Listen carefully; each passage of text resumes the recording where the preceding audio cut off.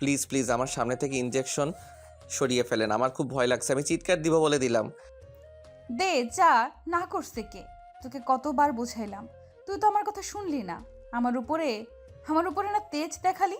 আয় এখন দেখা আমার উপরে তেজ। না না, আর দেখাবো না, আপনি ওইটা রাখেন। আপনি আমার সাথে এমন করতে পারেন না। আপনি খুব ভালো করে জানেন আমি ছোট থেকে ইনজেকশন দেখলে ভয় পাই, আর আপনি সেইটার সুযোগ নিচ্ছেন। নিজের চাহিদা মেটাতে গেলে এইটাই সুযোগ নিতেই হবে। এখন বল, আমার কথা মতো আমাকে আদর করবি নাকি আমি তোর উপরে এইটা প্রয়োগ করে দেখব? না না, প্লিজ এমন করেন না। দেখেন, জোর করে ভালোবাসা হয় না। আপনি আমাকে ভয় দেখিয়ে নিজের চাহিদা মেটাবেন, ভালো কথা। একটা কথা মনে রাখবেন, জোর করে এইসব করলে কোনোদিন আপনি আমার মনে জায়গা নিতে পারবেন না। আপনার প্রতি আমার ঘৃণাটাই থাকবে, ভালোবাসা কোনোদিন জন্ম নেবেন না। রাখ তোর ভালোবাসা। কে চায় তোর ভালোবাসা? আমার চাহিদা মিটলেই চলবে। ওই অন্যদের মতো তোর মন পাওয়ার জন্য তোর কথা মতো উঠবো বসবো, ওই ধরনের মেয়ে আমি না। আবার একটা সুযোগ দিচ্ছি, কি করবি? আমাকে আদর করবি নাকি এটা তোর শরীরের ভেতরে পুশ করে দিব? না না, থাক, আপনার যা ইচ্ছে করেন, বাট ওইটা রেখে দেন। আমি আপনাকে বাধা দিব না। এই তো, গুড বয়। টেবিলের উপরে রেখে দিলাম। বেশি বুঝলে ঢুকিয়ে দিব শরীরে। রিয়া কথাটা বলে টেবিলের উপরে রেখে দিয়ে আদিত্যর কাছে এগিয়ে গেল। খাটের উপরে উঠে আদিত্যর উপরে ঝাঁপিয়ে পড়লেও আদিত্যর চোখ ওই ইঞ্জেকশনের উপরেই ছিল। আদিত্যর হাত পা এখনো কাঁপছে। আদিত্য ছোটবেলা থেকেই ইঞ্জেকশন খুব ভয় পেত, যে ভয় এখনো কাটে নাই। আর আদিত্য ছোটবেলা থেকে খুব জেদি একটা ছেলে ছিল, যা বলবে তাই করে ছাড়তো, যার কারণে ওর আব্বু অনেক মারতো। মারার পর এই ইঞ্জেকশন দিয়ে ঘুম পাড়িয়ে দিত, যেখান থেকে ভয়টা আরও বেশি ওর মনে দাগ কেটেছে। রিয়া আদিত্যর দুইটা হাত চেপে ধরে ঠোঁটে কিস করছিল। বারবার আদিত্য ওইদিকে নজর দিলে রিয়ার সমস্যা হওয়াতে রিয়া রেগে গিয়ে ওর ঠোঁট ছেড়ে বলে, কি সমস্যা? বারবার ঘাড় কাত করছিস কেন? সোজা রাখতে পারস না? কাপুরুষ কোথাকার! এত সুন্দর মেয়ে তোর এত কাছে, আর তোর ভেতরে কোনো ফিলিংস দেখি না। আমার পেছনে কত ছেলে লাইন ধরে থাকে তোর কোনো ধারণাও নাই। আর সেখানে আমি তোকে পছন্দ করেছি, এটা তো সৌভাগ্য। আর সেখানে তুই ভাব দেখাস। রিয়ার কথা শুনে আদিত্যর রাগ উঠে গেল। আদিত্য রিয়াকে নিচে ফেলে দিয়ে রিয়ার উপরে ঝাঁপিয়ে পড়ল। রিয়া এক পর্যায়ে ব্যথায় কাতরাতে লাগলো। আদিত্য নিজের মতো করে আদর করতে লাগলো। আদিত্য জিদের বসে রিয়ার চোখের পানিও খেয়ালও করে নাই। আদিত্য নিজের মতো করে করতে লাগলো। রিয়া আদিত্যর মাথার চুল খামচে দিয়ে ধরলো। অনেকক্ষণ পর আদিত্য ক্লান্ত হয়ে রিয়াকে ছেড়ে দিয়ে বলল, আরও আদর লাগবে নাকি? বলেন লাগলে। রিয়ার অনেকটা খারাপ লাগলো। প্রতিটা মেয়ে চাই তার স্বামী তাহলে ভালোবেসে স্পর্শ করুক, তেমন রিয়াও চেয়েছিল, কিন্তু সব উল্টা হয়ে গেছে। রিয়া নিজের মনকে শান্ত করে মুখে হাসির রেখা টেনে বলল, আদর তো আবারও লাগবে, বাট কিছুক্ষণ পর। তুমি তখন ক্লান্ত হয়ে গেছো, আমার বুকে এসে শুয়ে পড়ো। আমার সাথে এত ন্যাকামি করে কথা বলতে হবে না। তুই করে বলছিলেন, তুই বলেন। আদর লাগলে বলেন, আবার ও করছি আপনি কত আদর খেতে পারেন, আমি আজ সেটাই দেখব। রিয়াকে টান দিয়ে আবার সোজা করে শুইয়ে দিয়ে রিয়ার উপরে ঝাঁপিয়ে পড়ল। রিয়া আদিত্যর পিঠে খামচে দিয়ে ধরলো। আদিত্য নিজের মতো করে করতে লাগলো। অনেকক্ষণ পর আদর করার পর আদিত্য ক্লান্ত হয়ে গিয়ে সাইডে শুয়ে পড়ল। ঘড়ির দিকে তাকিয়ে দেখে 2টা বাজে। আদিত্য বলল, দেখেন, 2টা বাজে, আমাকে ঘুমাতে দেন, না হলে আপনার হাল অনেক খারাপ হয়ে যাবে। সকালে আমার কলেজে যেতে হবে। আর হ্যাঁ, খবরদার, আমাদের এই বিয়ের কথা কেউ যেন না জানে। শুধু আমাদের ফ্যামিলির লোকরা ছাড়া শুধু আমাদের ফ্যামিলির লোকরা ছাড়া বাহিরে কাউকে বলবেন না। আমি চাই না কেউ জেনে যাক আমি বিয়ে করেছি, তাও আবার আমার থেকে বয়সে বড়। আচ্ছা ঘুমাও, আমার ডিউটি আছে। আদিত্য উঠে গিয়ে হাফ প্যান্ট পরে একটা টি শার্ট পরে নিল। রিয়া উঠে গিয়ে গোসল করে আসলো। শীতে রিয়ার অবস্থা খারাপ হয়ে যাচ্ছে। রিয়া চুলগুলো শুকাতে লাগলো। আর এইদিকে আদিত্য লেপের ভিতরে শুয়ে থেকে ভাবতে লাগলো, কেন যে হসপিটালে গেছিলাম আর এই শাকচুনি আমার পিছনে লেগে গেছে। সেই দিন দাদুকে দেখতে না গেলে ভালো হইতো। এই শাকচুনির সাথে পরিচয় হতো না, শাকচুনির সাথে থাকতামও না, আমার প্রেমেও পড়তো না। আর আব্বু না কি আমার ভালো চাই, এই তার ভালো চাওয়া। আমার থেকে বয়সে মেয়ের সাথে বিয়ে দিল। কি বন্ধুত্ব! এদের বন্ধুত্ব দেখাতে গিয়ে আমার গলায় শাকচুনি ঝুলিয়ে দিল। আদিত্য কথাগুলো ভেবে লাইটের আলোতে আরও বিরক্ত হয়ে গেল। আদিত্য রেগে রিয়ার দিকে চোখ যেতেই দেখে রিয়া কাঁপছে। আদিত্য রিয়াকে বলল, এভাবে বসে আছেন কেন শীতের মধ্যে? এসেছে ঘুমাতে পারেন না? আসলে মেয়েরা সব কিছুতে বেশি বোঝে। শীতে কাঁপছে তাও শুইতে আসে না। আদিত্যর কথা শুনে রিয়ার অনেকটা ভালো লাগে। রিয়া মিটিমিটি করে হেসে আদিত্যর দিকে তাকিয়ে বলল, কি ব্যাপার, বউ ছাড়া কি ঘুম ধরছে না নাকি? আদিত্য বিরক্ত হয়ে বলল, আপনাকে কইছে যত সব ভালোর জন্য কইলাম, শুরু হয়ে গেছে আজাইরা। দৌড় মিয়া, শীতে কাঁপে মরেগা। আমি দেখেন কিছু বলি কিনা দৌড়। আদিত্য কথাটা বলে ঘুরিয়ে চোখ বন্ধ করে নিল। রিয়া লাইট অফ করে আদিত্যর পাশে গিয়ে শুয়ে পড়ল। আদিত্যকে জড়িয়ে ধরতে গেলে আদিত্য লাফ দিয়ে ওঠে। উফ কি ঠান্ডা, আমার শরীরে হাত দিচ্ছেন কেন? আমার শীত লাগছে তাই দিয়েছি। বউয়ের ঠান্ডা হাত সহ্য করতে পারো না, তাহলে আমাকে সারা জীবন সহ্য করবে কিভাবে? আপনাকে সহ্য করতেও চাই না। আপনাকে আমি ডিভোর্স দিয়ে দিব। আদিত্যর কথা শুনে রিয়ার অনেকটা কষ্ট পাইল। রিয়া নিজের কষ্টটা লুকিয়ে আদিত্যকে পিছন থেকে জড়িয়ে ধরে বলল, যাই করো, এখন জড়িয়ে ধরে ঘুমাতে দাও। অনেক শীত লাগছে। আর তুমি গোসল করলে না কেন? সকালে গোসল করব। আপনার মতো এত সাহসী আমি না। আর ঘুমাতে দেন। আর একটা কথা বলবেন না। রিয়া আদিত্যকে জড়িয়ে ধরে আদিত্যর কানে হালকা করে কামড় দিয়ে বলে, ভালোবাসি তোমাকে প্রিয়, অনেক ভালোবাসি।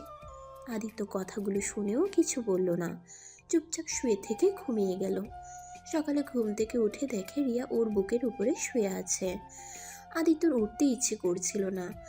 আদিত্য ঘড়ির দিকে তাকিয়ে দেখে 8টা বেজে গেছে। আদিত্য রিয়াকে বালিশে শুয়ে দিয়ে উঠে গোসল করতে যায়। গোসল করে এসে দেখে রিয়া খাটের উপরে বসে থেকে হাই তুলছে। আদিত্য ওইদিকে নজর না দিয়ে চুলগুলো শুকাতে লাগলো। চুল শুকিয়ে রেডি হতে লাগলো। রিয়া ঘড়ির দিকে তাকিয়ে লাফ দিয়ে উঠে পড়ল। রিয়া উঠে ফ্রেশ হয়ে এসে দেখে আদিত্য ব্যাগ নিয়ে চলে যাচ্ছে। রিয়া পিছন থেকে জড়িয়ে ধরে বলল, আমার কপালে চুমু না দিয়ে বের হয়ে যাচ্ছ কেন? ন্যাকামি থামান, আমাকে যেতে দেন। বউয়ের কপালে চুমু দিয়ে বের হতে হয়, জানো না? দূর, আমার জানতে হবে না। আদিত্য রিয়ার হাত সরিয়ে দিয়ে নিচে চলে গেল। আদিত্যকে একা বের হতে দেখে আদিত্যর আম্মু বলল, কি ব্যাপার আদিত্য, বৌমা কোথায়? ওর তো ডিউটি আছে 9টায়। তুই একা কেন বের হচ্ছিস? বৌমাকে নিয়ে খাবার খেয়ে কলেজে যা, আর বৌমাকে হসপিটালে নামিয়ে দিয়ে যা। আমার অত সময় নাই। আর ওনার কি হাত পা নাই যে আমাকে নামিয়ে দিতে হবে? চুপ বেয়াদব ছেলে, সবসময় তেরা তেরা কথা। যা বলছি, বৌমাকে ডাক দিয়ে রেডি করে নিয়ে আয়। আমি কলেজে যাব না নাকি? আম্মু আমি রেডি হয়ে গেছি। আর সরি আম্মু, সকাল সকাল আপনাকে কাজ করতে সাহায্য করতে পারলাম না। সমস্যা নেই, তুমি আর আদিত্য খাবার খেয়ে একসাথে যাও। আদিত্য তো আমাকে নিতে চায় না আম্মু। নিয়ে যাবে, খেতে বসো দুইজন। ওই তোমাকে নামিয়ে দিয়ে তারপর কলেজে যাবে। আমি পারবো না বলছি, কানে শুনো না? আচ্ছা, তোর আব্বুকে কল দিচ্ছি। আদিত্য কিছু না বলে টেবিলের সামনে গিয়ে চেয়ার টেনে বসলো। রিয়া বসলে আদিত্যর আম্মু দুজনকে খাবার দিল। দুজন তাড়াতাড়ি করে খেয়ে নিল। আদিত্য আর রিয়া বের হলো। আদিত্য বাইকে উঠে বসে আছে। রিয়া পাশ দিয়ে চলে যেতে নিলে আদিত্য রিয়ার দিকে তাকিয়ে বলে, ওই ন্যাকামি কেন করেন? দেখছেন এখানে দাঁড়িয়ে আছি, তারপরও কেন ন্যাকামি করে চলে যাচ্ছেন?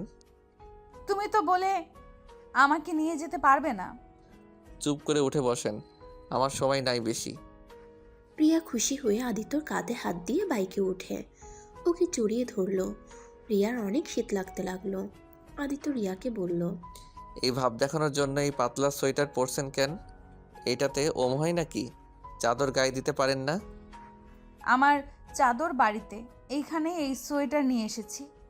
ও আচ্ছা, সামনে শপিং মল আছে, ওইখান থেকে কিনে তারপর হসপিটালে যান। তুমি কিনে দিলে নিব, নিজের টাকা নষ্ট করতে পারবো না। জামাই থাকতে কেন নিজের টাকায় কিনতে যাব? কিপটা মেয়ে চাকরি করেন, আমি কি চাকরি করি নাকি? ওইটা কি আমি জানি? শ্বশুরের থেকে তো হাত খরচ কম নেন না। বন্ধুদের সাথে এত পার্টি করে টাকা না ফুরিয়ে ভালো তো হতে পারেন। লেকচার দেয় মানুষকে আমি খুব অপছন্দ করি, তাই দয়া করে চুপ থাকেন, না হলে এখানে নামিয়ে দিয়ে চলে যাব। রিয়া আর কিছু বলল না। আদিত্য রিয়াকে নিয়ে শপিং মলের সামনে গিয়ে বাইক থামিয়ে রিয়ার জন্য একটা সোয়েটার কিনলো আর একটা চাদর কিনে দিল। তারপর রিয়াকে ওইগুলো পরে নিতে বলল। রিয়া তো খুশি হয়ে সোয়েটার পরলো, সাথে চাদরটাও গায়ের সাথে জড়িয়ে নিল। আর রিয়ার শরীরের সোয়েটার আদিত্যর হাতে দিয়ে বলল। আদিত্য বিল দিয়ে শপিং মল থেকে বের হলো। রিয়া আদিত্যর পিছন পিছন বের হলো। রিয়া আদিত্যর কাঁধে হাত দিয়ে আবার বাইকে উঠলো। আদিত্য ওর সোয়েটার দিয়ে বলল। আপনার সোয়েটারটা কি আমি পরবো নাকি? হ্যাঁ পরো, সুন্দর লাগবে। রিয়া কথাটা বলে হাসতে লাগলো। আদিত্য রাগ করে ওর সোয়েটারটা সামনে রেখে বাইক চালাতে লাগলো। কিছু দূর যেতেই আদিত্য একটা ভিক্ষুক মহিলাকে দেখে সোয়েটারটা তাকে দিয়ে দিল। বাইক থামিয়ে মহিলাটার সাথে আদিত্য কথা বলছিল। তখন অনেকগুলো বাচ্চা এসে আদিত্যকে ঘিরে ধরলো। রিয়া তো এটা দেখে পুরো অবাক হয়ে তাকিয়ে আছে। আদিত্য সব বাচ্চাদের সামনের দোকান থেকে চকলেট, চিপস আর যেটা পছন্দ সেগুলো কিনে দিয়ে বলল। তোমাদের সাথে পরে এসেছে আড্ডা দিব, আমাকে কলেজে যেতে হবে। আদিত্যকে একটা বাচ্চা ছেলে বলে, ভাইয়া তুমি তো এদিকে আসো না, এই রাস্তা দিয়ে হঠাৎ কলেজে যাচ্ছ? এখন থেকে প্রতিদিন এই দিক দিয়ে কলেজে যাব, আর সবার সাথেও দেখা হবে। আচ্ছা সবাই ভালো থাকো, আমি এখন যাচ্ছি। আদিত্য সবার থেকে বিদায় নিয়ে বাইকে উঠে পড়ে। রিয়া আদিত্যর পিছনে উঠে বসলো। আদিত্য বাইক স্টার্ট দিয়ে বাইক চালাতে লাগলো। তখনই রিয়া আদিত্যকে বলল। এই বাচ্চাগুলোকে তুমি চেনো? হ্যাঁ। তুমি কি প্রায় এখানে আসো নাকি? তার মানে ওদের প্রিয় ভাইয়া বলতে তুমি নাকি? আমাদের গ্রুপে সবাই ওদের সাহায্য করে, আর আমরা টাকা পার্টি করে ফুরাই না, তাই কার বিষয়ে কিছু না জেনে কথা বলবেন না। ওলে ওলে, আমার স্বামীটাই এত ভালো, আমি তো জানতামও না। আমি তো ভাবছি আমার জামাইটাই তেরা জিদি দয়া মায়া বলে কিছুই নাই। এখন তো দেখি আমার জামাইটা অসহায় মানুষদের পাশে থাকে। আজাইরা কথা, আমি কোনো ভালো মানুষ না, সো এইসব বলার কোনো মানে হয় না। আর দুঃখিত আপনার লেট হয়ে গেছে, এখন দৌড়ে হসপিটালে যান। রিয়া বাইক থেকে নেমে আদিত্যর মাথার চুল এলোমেলো করে দিয়ে বলল। সমস্যা নেই, 9:30টায় ডিউটি শুরু হবে। তাহলে অত তাড়াতাড়ি আমার সাথে বের হইলেন কেন? জামাইটার সাথে যাব তাই। রিয়া আদিত্যর দিকে তাকিয়ে মিষ্টি করে হাসি দিয়ে আদিত্যর মাথার চুলগুলো ঠিক করে দিয়ে চারিদিকে তাকিয়ে আদিত্যর গালে কিস করে দিল। আদিত্য তো হাঁ করে তাকিয়ে আছে। রিয়া হেসে বলল। ডিয়ার বর, এখন যাচ্ছেন ভালো কথা, খবরদার কোনো মেয়ের দিকে নজর দিলে আমি বুঝতে পারলে কাঁটা চামচ দিয়ে চোখ তুলে কাঁচা খেয়ে ফেলবো। আর যে পেতনি তোমার পিছনে লাগবে তাকে খুন করে জেলে যাবো। আদিত্য ভ্রু কুচকে তাকিয়ে বলল। আপনি নার্স নাকি? কোনটা? এটাই তো বুঝছি না। বুঝতে হবে না, তাড়াতাড়ি যাও, তোমার ক্লাস শুরু হয়ে যাচ্ছে।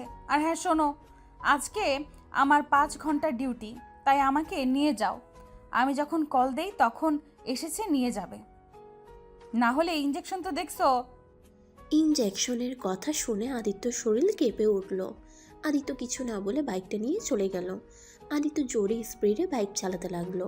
আদিত্যর অনেক দেরি হয়ে গেছে। আদিত্য কলেজে গিয়ে বাইক রেখে দৌড়ে গিয়ে ক্লাসে পৌঁছে গেল। ক্লাসের সামনে গিয়ে দেখে স্যার ক্লাস করাচ্ছে। আদিত্য অনুমতি নিয়ে ভিতরে ঢুকে ওর ফ্রেন্ডসদের কাছে গিয়ে বসলো। কি রে, এত দেরি করলি কে? সুইটি তোর জন্য অনেকক্ষণ অপেক্ষা করছে, পরে রাগ করে বাসায় চলে গেছে। ওই ভাবছে তুই আসবি না আজকে। বলিস কি? আচ্ছা সমস্যা নাই, ক্লাস করে ওর জন্য সারপ্রাইজ রেডি করতে হবে, না তাহলে সব রাগ পানি হয়ে যাবে। তাই কর। ওই তো ভাবছে তুই ওর বাড়িতে ভুলে গেছিস। ধুর, ওই আমার বেস্ট ফ্রেন্ড, আমি কি ওর জন্মদিন বলতে পারি? আচ্ছা ক্লাসে মনোযোগ দে। আদিত্য আর রাগিব ক্লাস করতে লাগলো। ক্লাস শেষ হলে ওরা প্ল্যান করে কিভাবে কি করবে। আবার ক্লাস শুরু হয়ে যায়। আদিত্য ক্লাস শেষ করে টিফিনের সময় দিলে সবাই ক্যান্টিনে গিয়ে বসে গল্প করছিল। তখনই আদিত্যর ফোনে রিয়ার নামটা ভেসে ওঠে। রিয়ার কলটা কেটে দেয়। আরও কয়েকবার দিলে আদিত্য ফোনটা সাইলেন্ট করে রেখে দিয়ে বন্ধুদের সাথে আড্ডা দেয়। আর খাওয়া দাওয়া করে ক্লাসে চলে যায়। সব ক্লাস শেষ করে ওর বন্ধুদের সাথে গিয়ে সুইটির জন্য সব ব্যবস্থা করে। 7টায় আদিত্য বাসায় চলে যায়। বাসায় গিয়ে আদিত্যর আম্মু আদিত্যকে বলে। কি রে বৌমা, কোথায় তুমি? একা আসলি যে? কেন বাসায় আসে নাই? না, তোর সাথে না আসবে বললো। নাটক যত সব, আমার সাথে আসা লাগবে কে? একা বাসায় আসতে পারে না, আর ওইসব দেখার সময় আমার নাই, আমি বাইরে যাব। এখনই হসপিটালে গিয়ে বৌমাকে নিয়ে আয়, ওই তোর জন্য অপেক্ষা করে বসে আছে। আর তুই কি না থাপ্পড় খেতে না চাইলে এখনই যা। আজব তো, দূর ভালো লাগে না। আদিত্য ব্যাগটা সোফার উপরে ঢিল দিয়ে হসপিটালের দিকে চলে যায়। হসপিটালে গিয়ে রিয়াকে খুঁজতে লাগলো। পরিচিত একটা নার্সকে জিজ্ঞেস করে জানতে পারলো টেস্ট রুমে বসে আছে। আদিত্য দৌড়ে গিয়ে দেখে রিয়া একটা নার্স ছেলের সাথে বসে গল্প করছে আর হেসে হেসে কথা বলছে। আদিত্যর কেন জানি রাগ হলো। আদিত্য রুমের ভিতরে ঢুকে বলল, আপনি বাসায় যাওয়া বাদ দিয়ে এখানে বসে আছেন কেন? আপনার ছুটি তো 2 ঘন্টা আগে হয়ে গেছে। এত তাড়াতাড়ি আসলে আগামীকাল আসলেই তো পারতে। আচ্ছা তাহলে বাসায় যাই। রিয়ার রাগ আরও উঠে গেল। মানুষ আছে এজন্য নিজের রাগ কন্ট্রোল করে। ওই লোকটার থেকে বিদায় নিয়ে বের হয়ে গেল। আদিত্য ওর পিছন পিছন যেতে লাগলো। আদিত্যর বাইকের কাছে দাঁড়িয়ে থাকলো। আদিত্য বাইকে উঠলে রিয়া আদিত্যর কাঁধে হাত দিয়ে উঠে একটু দূরে বসলো। আদিত্য ওর রাগটা বুঝতে পেরেও কিছু না বলে বাইক চালাতে লাগলো। বেশ কিছু দূর যেতেই আদিত্যর এক বান্ধবীর সাথে দেখা হয়। আদিত্য বাইক থামিয়ে ওর বান্ধবীর সাথে কথা বলে। ওর বান্ধবী আদিত্যকে জড়িয়ে ধরে। রিয়া তো রাগে শরীর জ্বলছিল। আদিত্যর সাথে মেয়েটা অনেকক্ষণ হেসে হেসে কথা বলা শেষ করে বাইকের কাছে আসতে লাগলো। বাইকের কাছে এসে দেখে রিয়ার মুখ লাল হয়ে গেছে। আদিত্য বুঝতে পারলো রাগে এমন মুখ হয়েছে। আদিত্য বাইক নিয়ে যেতে লাগলো। আদিত্য রিয়াকে বলল, আমার উপর একদম রাগ দেখাবেন না। আপনাকে কে বলেছে ওইখানে বসে থাকতে? গাড়ি নিয়ে প্রতিদিন যাবেন, আমার অপেক্ষা করবেন না। আমি কখন কোথায় থাকি এটা কোনো গ্যারান্টি নাই। গ্যারান্টি নেই তাই না? তুই একবার বাসায় চল, তোকে আমি বোঝাবো কিসের গ্যারান্টি নাই কিসের আছে, সব বোঝাবো। আপনাকে বোঝা কঠিন। একবার তুমি একবার তুই, আজব একটা মেয়ে। তুই কথা বলিস না, আমার মাথাটা এখন গরম আছে। বাইক থেকে ধাক্কা দিয়ে ফেলে দেবো বলে দিলাম। আদিত্য কিছু বলল না। আদিত্যর ফোন বাজতে লাগলো। আদিত্য বাইক থামিয়ে কল রিসিভ করে বলল, দোস্ত তোরা যা, আমি ওইখানে পৌঁছে যাব। আব্বুর বন্ধুর মেয়ে আমার সাথে আছে, ওনাকে বাড়িতে দিয়ে আমি রেডি হয়ে চলে যাব। তোর সাথে উনি কি করে? কি করবে আমার আব্বু আম্মু আদেশ, ওনাকে হসপিটালে নিয়ে যেতে হবে আর নিয়ে আসতে হবে। আচ্ছা ফোন রাখ, আমি যত তাড়াতাড়ি পারি পৌঁছে যাব। ওকে আয়। কল কেটে দিলে রিয়া বলল, আব্বুর বন্ধুর মেয়ে মানে কি রে? আমি তোর বিয়ে করা বউ। সবাইকে বলবি আমি তোর বউ। আর যদি শুনি তুই আমাকে আব্বুর বন্ধুর মেয়ে বলছিস তো খবর আছে। আমি তো বলছি আপনি আমার স্ত্রী, এইটা আমি কাউকে বলবো না। সবাই জানে আপনি আমাদের বাড়িতে থাকবেন, ও এখান থেকে হসপিটালে যাবেন আসবেন। আমার বউ, এটা কাউকে জানা এটা আমি চাই না। কেন তুই কি অস্বীকার করতে পারবি আমি তোর বিয়ে করা বউ না? এত কথা বলার সময় নাই আমার। আদিত্য আর কোনো কথা না বলে বাইক চালাতে লাগলো। বাসায় পৌঁছে গেলে রিয়া নেমে চলে যায়। আদিত্য বাইক সাইডে রেখে ভিতরে ঢুকে। রিয়া ওর আম্মু আব্বুকে সব বলে দেয়। আদিত্য যে ওর ফোন ধরে নাই, 2 ঘন্টা বসিয়ে রাখছে। আদিত্যর আব্বু শুনে অনেক রেগে যায়। আদিত্যর আব্বু ওকে মারতে যাবে তখনই আদিত্যর দাদিমা এসে থামিয়ে দেয়। আদিত্য রাগ করে রুমে চলে যায়। রুমে গিয়ে খাটে বসে থেকে রাগে ফুলতে লাগলো। রিয়া রুমে আসলে আদিত্য রিয়ার হাত শক্ত করে চেপে ধরে দেয়ালের সাথে চেপে ধরে বলল, আপনি এইসব করে কি করতে চান? শুনেন, আমি আপনাকে ভালোবাসি না আর কোনো দিন আসবো না। আমি অন্য কাউকে ভালোবাসি আর ওকে ছাড়া আমি আমার লাইফে কাউকে ভালোবাসতে পারবো না। তাই আমার সাথে এত ন্যাকামি করে কোনো লাভ নাই। কিভাবে আমাকে রেখে অন্য কাউকে ভালোবাসো সেটাও আমি দেখব। আগে কি করছো ওইসব দেখার বিষয় আমার নাই। আমি তোমার বিয়ে করা বউ, তাই তোমার সব ভালোবাসা পাওয়ার যোগ্য শুধুমাত্র আমি, আর কেউ না। আর যাকে ভালোবাসো তাকে মাথা থেকে ঝেড়ে ফেলে দাও, না হলে খুব খারাপ হয়ে যাবে। আদিত্য রেগে রিয়ার গলা চেপে ধরে বলল, ঝেড়ে ফেলবো না? কি করবি তুই আমাদের? কি করবি? দেখ, সম্মান করি বলে যা ইচ্ছে বলবি সেইটা মেনে নিব, তাহলে তুই ভুল ভাবছস। আমাদের মাঝে আসার চেষ্টা করলে আমি তোকে খুন করে ফেলবো। আদিত্যর কথা শুনে রিয়ার চোখ দিয়ে পানি পড়ছে। রিয়ার নিঃশ্বাস আটকিয়ে আসছিল। রিয়া আদিত্যর হাত সরিয়ে দিয়ে জোরে জোরে নিঃশ্বাস ফেলতে লাগলো। আদিত্য শার্ট প্যান্ট নিয়ে সোজা ওয়াশরুমে চলে যায়। ওয়াশরুম থেকে বের হয়ে রেডি হয়ে বাইকের চাবি নিয়ে বের হয়ে যায়। আদিত্যর আব্বু জিজ্ঞেস করলে আদিত্য বলে, আব্বু সুইটিদের বাসায় যাব, ওর আজকে বার্থডে, তাই আমরা সব বন্ধুরা একটা পার্টি দিয়েছি। তাহলে রিয়াকে নিয়ে যা। না, উনি এই শীতের ভিতরে গিয়ে কষ্ট করার থেকে বাসায় থেকে ঘুমাক। আচ্ছা আমি যাচ্ছি। আদিত্য কাউকে কিছু বলার সুযোগ না দিয়ে বের হয়ে গেল। আদিত্য ওর বন্ধুদের সাথে সুইটিদের ছাদে চলে যায়। ওদের ছাদ সুন্দর করে সাজিয়ে রাখছে। আর এইদিকে সুইটি রাগ করে সেই যে রুমে ঢুকে একবারও বের হয় নাই। আর এইদিকে ওর আব্বু আম্মুকে জানিয়ে সব করে ফেলে আদিত্যরা। আদিত্য সুইটির রুমে গিয়ে নক করে। সুইটি দরজা খুলে আদিত্যকে দেখে রাগে কিছু না বলে রুমে ঢুকে পড়ল। কী রে শাকচুন্নি, এইভাবে সারাদিন রুমের ভিতরে কি করস? প্রেম করস নাকি? আমাদের না জানিয়ে কোন ছেলের সাথে প্রেম করস রে? আদ্রিত, ফাজলামি করবি না। কি বলতে এসেছোস বলে চলে যা। আমার ঘুম পাচ্ছে, ঘুমাবো। তুই আবার কবে থেকে 9টায় ঘুমানো শিখলি? আচ্ছা শোন, তোর সাথে কিছু কথা আছে। আমার কোনো কথা নেই তোর সাথে। তুই বাসায় যা, ভালো লাগছে না। আচ্ছা জায়গা থাক। আদিত্য কিছু না বলে রুম থেকে বের হয়ে গেল, ছাদে চলে গেল, সবার সাথে বাকি কাজ শেষ করলো। রাত 11:40 বাজতেই আদিত্য আবার নিচে গিয়ে সুইটির রুমে ধাক্কা দিতে লাগলো। সুইটি এই শীতে উঠবে না বলে চিৎকার করে বলল, আদ্রিতর বাচ্চা, তুই এখনো যাস নাই? দেখ, বাসায় যা। আমি উঠবো না, আমার অনেক শীত লাগছে। যাবি এখান থেকে? আরে শোন, তাড়াতাড়ি দরজা খুলে, আমার হাত অনেকখানি কেটে গেছে। আদিত্যর হাত কেটে যাওয়ার কথা শুনে সুইটি খাট থেকে নেমে দৌড়ে দরজা খুলে আদিত্যকে ঘরে নিয়ে গিয়ে খাটে বসিয়ে দিয়ে বলল, কোন হাত কেটেছে দেখি, কিভাবে কাটলো? একটু কি সাবধানে থাকতে পারিস না? দেখি কোথায় কেটে গেছে। ইয়ে মানে হাত কাটে নাই।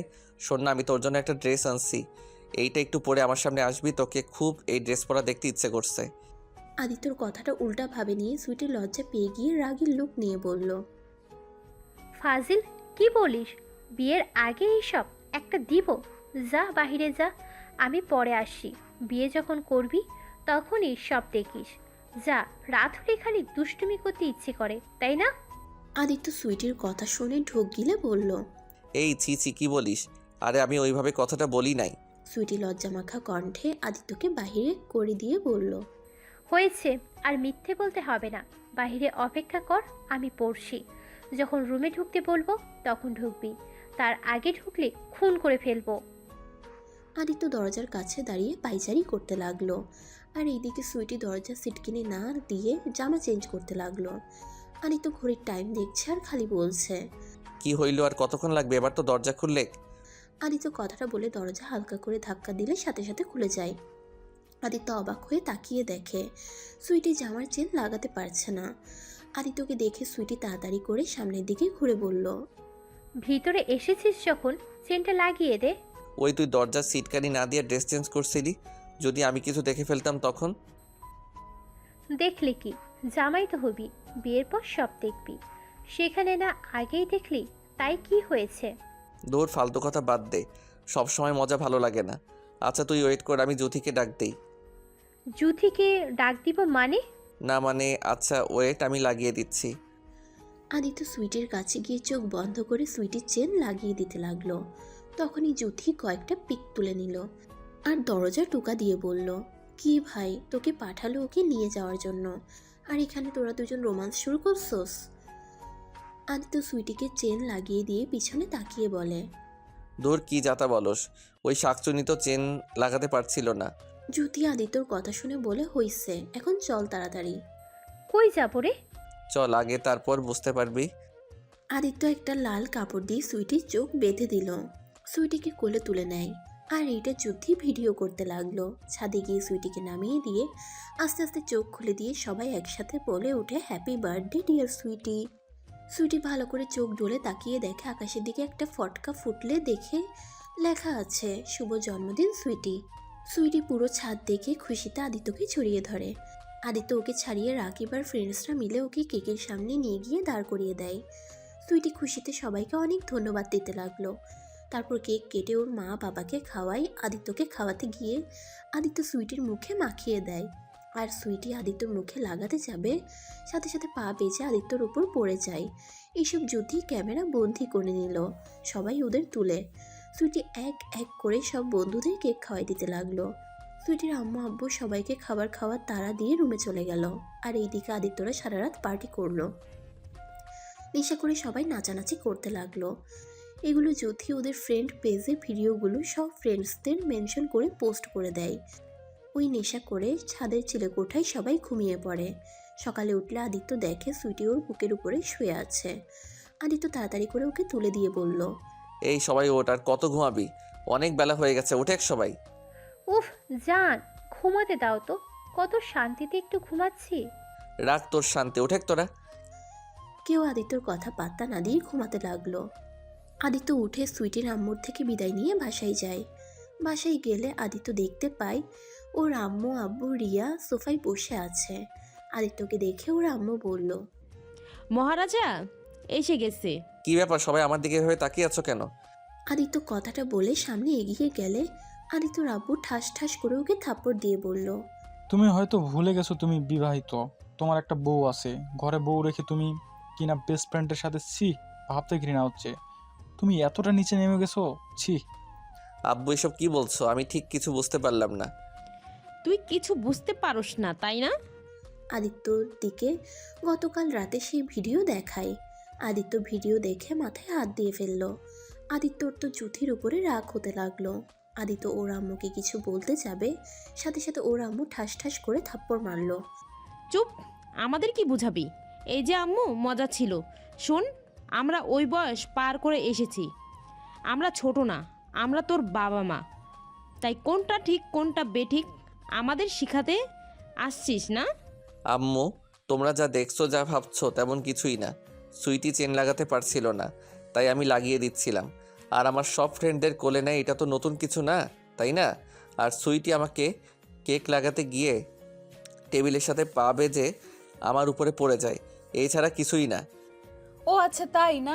অন্য মেয়ের জামার চেন লাগাতে পারেন আর বউ কিছু বললে মেজাজ গরম হয়, তাই না?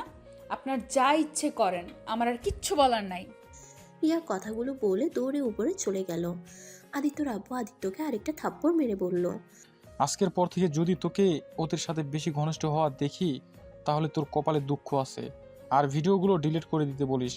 একবার যদি ওর বাবা মায়ের চোখে পড়ে কি হতে পারে বুঝতে পারছস? আদিত্য কিছু না বলে রুমে চলে আসে। রুমে এসে দেখে রিয়া খাটের উপরে উপর হয়ে শুয়ে থেকে কান্না করছে। আদিত্য আলমারি থেকে ড্রেস নিয়ে ওয়াশরুমে চলে গেল। গোসল করে বের হয়ে আসতেই রিয়া বলল, বাহ, এই তার কারণ? নিজের বউকে ভালো কিভাবে লাগবে? নিজের চাহিদা তো বান্ধবীর থেকে মিটিয়ে নিয়ে আছেন। এই জন্যই তো বউকে ভালো লাগে না। আগে জানলে কখনোই আপনাকে বিয়ে করতাম না। আমি আপনাকে ভালোবাসি বলে আপনাকে বিয়ে করার জন্য পাগল হয়ে গেছিলাম। আমি যদি জানতাম আপনি আমার বেস্টুকে ভালোবাসেন, তাহলে আপনাদের পথের কাঁটা হয়ে দাঁড়াতাম না।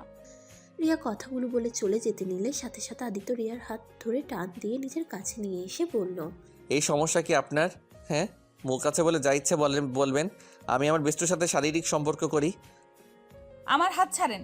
সত্যিই তো বললাম, মিথ্যা তো বলি নাই। ফালতু কথা বলবেন না। সুইটি আমার বেস্টু, এটাই, এর বাইরে কিছু না। তাই আর একটা নোংরা কথা ওর নামে বললে আপনার খবর আছে বলে দিলাম। আদিত্যকে ধাক্কা দিয়ে সরিয়ে দিয়ে বলল, ওকে, ঠিক আছে, আপনি আপনার বেস্টুকে নিয়ে থাকেন।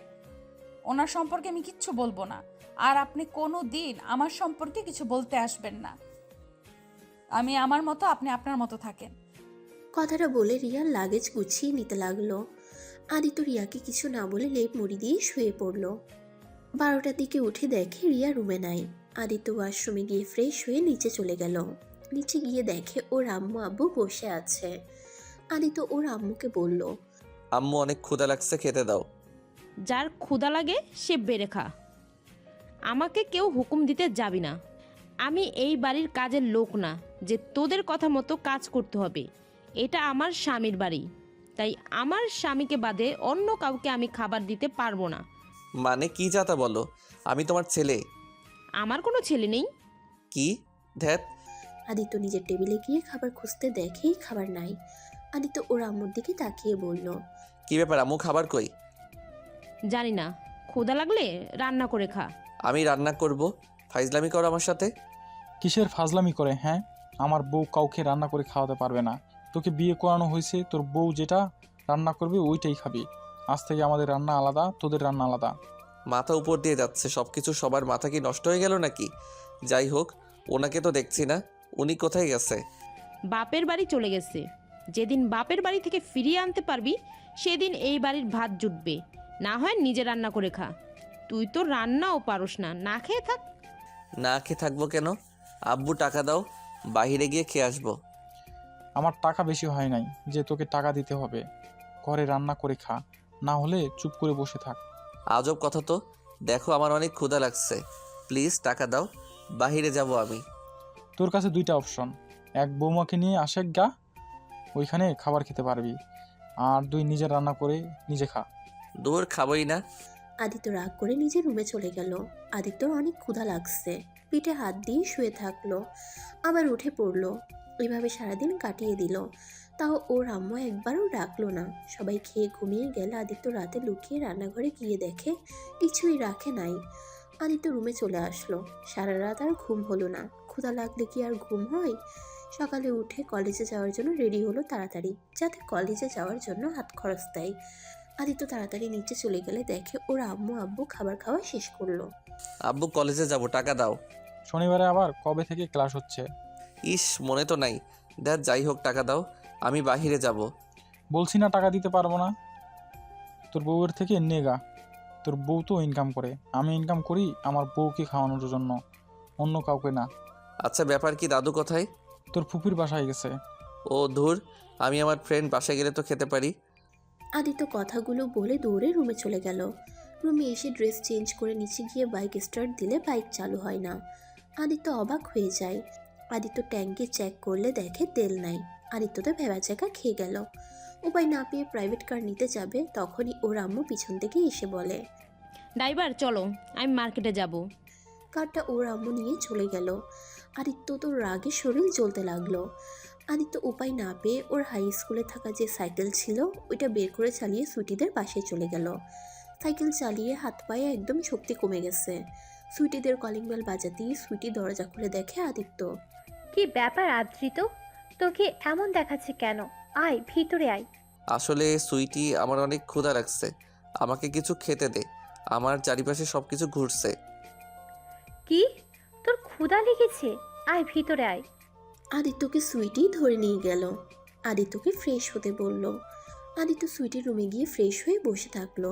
সুইটি খাবার নিয়ে এসে আদিত্যকে দিলে আদিত্য তাড়াতাড়ি করে প্লেটে সবটুকু খাবার খেয়ে নিল। সুইটি তো অবাক হয়ে গেল। কি ব্যাপার আদ্রিত, তোকে জিনে ধরেছে নাকি? এইভাবে খাবার খাইলি, আর তাও এক প্লেট ভাত খাইলি? ধুর, ক্ষুধা লাগছে। সেই তোদের বাসা থেকে যে খাইছিলাম সেই খাবার খাই নাই। বলিস কি, আন্টি তোকে খেতে দেয় নাই নাকি? না, কেন? কিচ্ছু না। আচ্ছা থাক, বাসায় যাই। ক্লাবে যাবি না? আমার কাছে একটাও নাই। ঠিক বলিস কি? কি বলছে? আচ্ছা থাক, বাসায় যাই। আদিত্য সুইটির থেকে বিদায় নিয়ে চলে গেল। আদিত্য বাসায় গিয়ে রুমে গিয়ে শুয়ে থাকলো। নেট চালাতে গিয়ে দেখে ওয়াইফাই এর পাসওয়ার্ড চেঞ্জ করে দিয়েছে। আদিত্যর তো মাথা খারাপ হয়ে গেল। আদিত্য ফোনটা রেখে বই নিয়ে বসলো। পড়া শেষ করে আবার ঘুমিয়ে যায়। দুপুরে উঠে রাকিবদের বাসায় গিয়ে খাবার খেয়ে আসে। এভাবে প্রতিদিন সব বন্ধুদের বাড়ি থেকে খেতে লাগলো। এক সপ্তাহ হয়ে গেল। আদিত্য এখন কারো বাসায় যাওয়ার সাহস পাচ্ছে না। আদিত্য খাটের উপরে বসে থেকে ভাবতে লাগলো, এভাবে কি জীবন চলে? আব্বু আম্মু এত পাষাণ হলো কিভাবে? নিজের সন্তানের খোঁজ খবরও রাখে না। সেই গতকাল সকালে খেয়ে এসেছি, এখন দুপুর হয়ে যাচ্ছে। উফ, কি যে করি। যত যাই হোক, ওই মেয়েটাকে আমি ভুলেও নিয়ে আসবো না। আব্বু প্ল্যান সফল হতে দিব না। কিন্তু শাকচুনিটাকে অনেক মিস করছি। শাকচুনিটা থাকলে নিশ্চয়ই আমাকে এভাবে রাখতো না, আর ওই থাকাতে শীতটাও কম লাগতো। ধুর, ভালো লাগে না। আদিত্য নিজে নিজে বিড়বিড় করতে লাগলো। তারপর আদিত্য অনেক কষ্টে ঘুমিয়ে গেল। সন্ধ্যায় উঠে নিজের শরীরে শক্তি পেল না। অনেক কষ্টে উঠে রেডি হয়ে নিল। নিচে গিয়ে বলল, আব্বু টাকা দাও, তোমাদের বৌমাকে নিয়ে আসতে যাব। তোর কথা আমরা বিশ্বাস করি না। কি প্রমাণ যে বৌমার কাছে যাবি? আরে কসম কেটে বলছি, ওনাদের বাসায় যাব। আমার ওয়ালেট নিয়ে আয়, আর কি কি নিতে হবে আমি বলে দিচ্ছি। ওকে। আদিত্য ওর আব্বুর রুম থেকে ওয়ালেট নিয়ে আসলো। আদিত্যর আব্বু ওকে টাকা দিল। তারপর বলে দিল কি কি কিনে নিয়ে যেতে হবে। আচ্ছা, বাট এখন বাইকে তেল কিভাবে নিয়ে আসবো? গাড়ি নিয়ে যাই, বাইক নিতে হবে না। আচ্ছা। আদিত্য বাসা থেকে বের হয়ে ড্রাইভিং করে ওর আব্বুর কথা মতো সব কিছু কিনে রিয়াদের বাসায় চলে গেল। বাসায় গিয়ে কলিং বেল বাজাতেই আদিত্যর শাশুড়ি দরজা খুলে দিল। আদিত্য তাকে সালাম দিল। তারপর তার সাথে কথা বলে সব কিছু দিল। এইসব আনার কি দরকার ছিল? তোমার পড়াশোনা কেমন চলছে? জি ভালো। ভিতরে এসো। আমি তো ভেবেছিলাম তুমি শ্বশুরবাড়ি চেনোই না। আদিত্যর শাশুড়ি আদিত্যকে ভিতরে নিয়ে গেল। আদিত্যর সাথে টুকটাক কথা বলতে থাকলো। ভিতরে গিয়ে সবার সাথে কুশল বিনিময় করলো। তারপর আদিত্যকে রিয়ার রুম দেখিয়ে দিলে আদিত্য উপরে উঠে সোজা রিয়ার রুমে ঢুকে পড়লো। রিয়ার রুমে ঢুকে আদিত্য তো অবাক হয়ে গেল, কারণ রিয়াকে একটা ছেলে কিস করছে। আদিত্য ভিতরে গিয়ে বলল, এইসব হচ্ছেটা কি? সাথে সাথে ছেলেটা রিয়াকে ছেড়ে দেয়। রিয়ার চোখ লাল হয়ে আছে, এতে বোঝা যাচ্ছে রিয়ার চোখে কিছু পড়ছিল, কিন্তু আদিত্য ওকে ভুল বুঝছিল। আদিত্যকে দেখে রিয়া ছেলেটার গালে কিস করে বলল, ধন্যবাদ জান, অনেক মজা ছিল। আচ্ছা জান, তুমি যাও, আমরা ফোনে কথা বলবো। হুতুম প্যাঁচা চলে এসেছে, এখন তুমি থাকলে আম্মু আব্বু বকা দিবে। রিয়ার কথা শুনে ছেলেটা অবাক হলো। রিয়া চোখ মারলে ছেলেটা রিয়ার কপালে চুমু দিয়ে চলে যায়। এইটা দেখে তো আদিত্য রাগে গজগজ করতে লাগলো। কি ব্যাপার, তুমি এখানে কি করো? আর কারো রুমে আসলে যে নক করে আসতে হয়, এটা কি জানো না? ওই ছেলেটাকে কিস করলেন কে? আর আপনার এত বড় সাহস, পরপুরুষকে আপনার ঘরে ঢুকতে দেন? রিয়া আদিত্যর কথা শুনে জোরে জোরে হাসতে লাগলো। রিয়া আদিত্যকে বলল, কি কি পরপুরুষ? ওই কোনো পরপুরুষ না, ওই আমার হবু স্বামী। তোমাকে ডিভোর্স দিয়ে আমি ওকে বিয়ে করে নিব, তাই না? তাই পরপুরুষ বলবে না। আদিত্যর অনেক রাগ হলো। আদিত্য কিছু না বলে রিয়ার রুম থেকে বের হয়ে গেল। নিচে গিয়ে রিয়ার আম্মুকে বলল, আম্মু, আমি তাহলে আসছি। আগামীকাল কলেজে আছে তো, আমাকে যেতে হবে, আর কিছু কাজ আছে। কি বলো বাবা, কেবল আসলে কেবলই চলে যাবে? না না, এটা হবে না। আজ প্রথম শ্বশুরবাড়িতে আসলে আর না খেয়ে চলে যাবে? ক্লাস অনেক করতে পারবে। তুমি যাও, রুমে রেস্ট নাও। আগে আমাকে জানালে আমি কত কিছু রান্না করে রাখতাম। না আম্মু, আমি অন্য একবার এসেছি, আপনার হাতে মজা মজা সব রান্না খাবো। আজকে আমি যাই, আমার একটু কাজ আছে। আদিত্য ওর শাশুড়ি শ্বশুরকে বুঝিয়ে সুজিয়ে চলে আসলো। বাসায় না গিয়ে আদিত্য ক্লাবে চলে গেল। ক্লাবে গিয়ে দেখে সবাই আড্ডা দিচ্ছে। আদিত্যকে দেখে সবাই অবাক হয়ে বলল, ভাই তোর কি হয়েছে? আজকে এখানে আসলি? এক সপ্তাহ ধরে লুকোচুপি খেলছিস কেন? এমনি সর, ড্রিঙ্কস করতে দে। ওকে কর, আজকে সব কিছু ফ্রি। মানে? আদিত্য বলে, মানে কিছুক্ষণ পর জানট পারবি। তোকে এমনিতে সবাই ধরে নিয়ে আসতো, তুই এসেছিস, এতে ভালো হয়েছে। আমাকে একটু বুঝিয়ে বল তো কি হয়েছে। রাকিব কিছু বলতে যাবে, তখনই কেউ সুইটি মাইকে বলল, আদ্রিত, তোকে আজ আমি কিছু কথা বলতে চাই। আমাকে কি বলবি? আর বলবি ভালো কথা, মাইকে করে বলার কি প্রয়োজন? সবাইকে জানানো দরকার, তাই সবাই আমার দিকে মনোযোগ দাও। যারা আদ্রিতকে ভালোবাসো বা পছন্দ করো, সকল মেয়েদের বলছি, আমি আদ্রিতকে ভালোবাসি। I love you Adrit. আমি তোমাকে অনেক ভালোবাসি। আমি জানি তুইও আমাকে অনেক ভালোবাসিস, তাই আমি চাই তুই সবার সামনে আমাকে প্রপোজ করবি। সুইটির কথা শুনে সবাই অবাক হয়ে যায়। তখনই আদিত্য কিছু বলতে যাবে, তখনই সুইটি আদিত্যকে জড়িয়ে ধরে বলল, কি ব্যাপার জান, অবাক হলে? আমিও জানি জান, তুমি আমাকে ভালোবাসো। সবার সামনে আমাকে প্রপোজ করো। সুইটি, তোকে আমার কিছু কথা বলার আছে। তুই নেশার ভিতরে আছোস, আমি সকালে তোর সাথে কথা বলবো। আদিত্য সুইটিকে সরিয়ে দিয়ে চলে যেতে নিল। সুইটি ওকে ধরলে আদিত্য সরিয়ে দেয়। সুইটি বাসায় যা, আমাকে যেতে দেন। না, কি কথা বলবে এখানে বলো। না, আমি যা বলার সকালে বলবো, এখন আমাকে যেতে দে। সুইটি আদিত্যর কোনো কথা শুনে না। সুইটি আর সবাই একসাথে বলতে লাগলো। আদিত্য যেন সুইটিকে প্রপোজ করে। আদিত্যর মাথা এমনিতে গরম ছিল, তার উপরে ওদের চোরাচুরি করাতে আদিত্য বিরক্ত হয়ে চিৎকার করে বলল, উফ, চুপ করবে তোমরা। আর সুইটি, তুই আমার বেস্টু, তাই বেস্টু হিসেবে ভালোবাসি, অন্যভাবে ভালোবাসি না। আর আমি অন্য কাউকে ভালোবাসি, তাই প্লিজ এই বিষয়ে আর কথা বাড়াতে চাই না। আদিত্যর কথা শুনে সবাই অবাক হয়ে তাকিয়ে আছে। পুরো ক্লাব যেন চুপ হয়ে গেছে। সুইটি পড়ে যেতে নিলে যদি ধরে ফেলে আদিত্যকে বলে, আদিত্য কি চাতা বলছিস? তুই তো একদিন আমাকে বলেছিলি তুই সুইটিকে মনে হয় ভালোবাসিস। হ্যাঁ, আমি ভেবেছিলাম ওই আমাকে বুঝে আমার পাশে সবসময় থাকে, তাই আমি ভেবেছিলাম আমি ওকে হয়তো ভালোবাসি, কিন্তু না, আমি ওকে ভালোবাসি না। আমি জাস্ট ওকে পছন্দ করতাম, বাট বেস্টু হিসেবে। এইটা ভালোবাসা বলা যায় না, আমাকে ক্ষমা করে দে। আমি তোকে বেস্টু চোখে দেখি, এর থেকে কিছু না। আদিত্যর কথা শুনে সুইটি কান্না করতে করতে আদিত্যর কলার ধরে টেনে ওর কাছে নিয়ে এসে বলে, আমার এত কেয়ার করা, আমার কথা এত ভাবা, আমার কিছু হলে পাগলের মতো ছুটে যাওয়া, এটা কি ভালোবাসা ছিল না? আমাকে যদি ভালো না বাসো তাহলে সবার থেকে আমাকে কেন এত কেয়ার করতি? আমাকে ভালো না বাসলে কেন আমার সাথে এতদিন ভালোবাসার অভিনয় করলি? একজন বয়ফ্রেন্ড যেভাবে থাকে তুই ঠিক সেভাবে কেন আমার সাথে থাকতি বল? কথাগুলো বলে সুইটি আদিত্যকে জড়িয়ে ধরে কান্না করে ওর চোখের পানিতে আদিত্যর জ্যাকেট ভিজিয়ে দিচ্ছিল। আদিত্য সুইটিকে কি বলবে বুঝতে পারছে না। আদিত্য সুইটিকে বলল, দেখ, আমি সবাইকে সমানভাবে ভালোবাসি, সমানভাবে কেয়ার করতাম। আর তুই ছিলি আমার বেস্টু।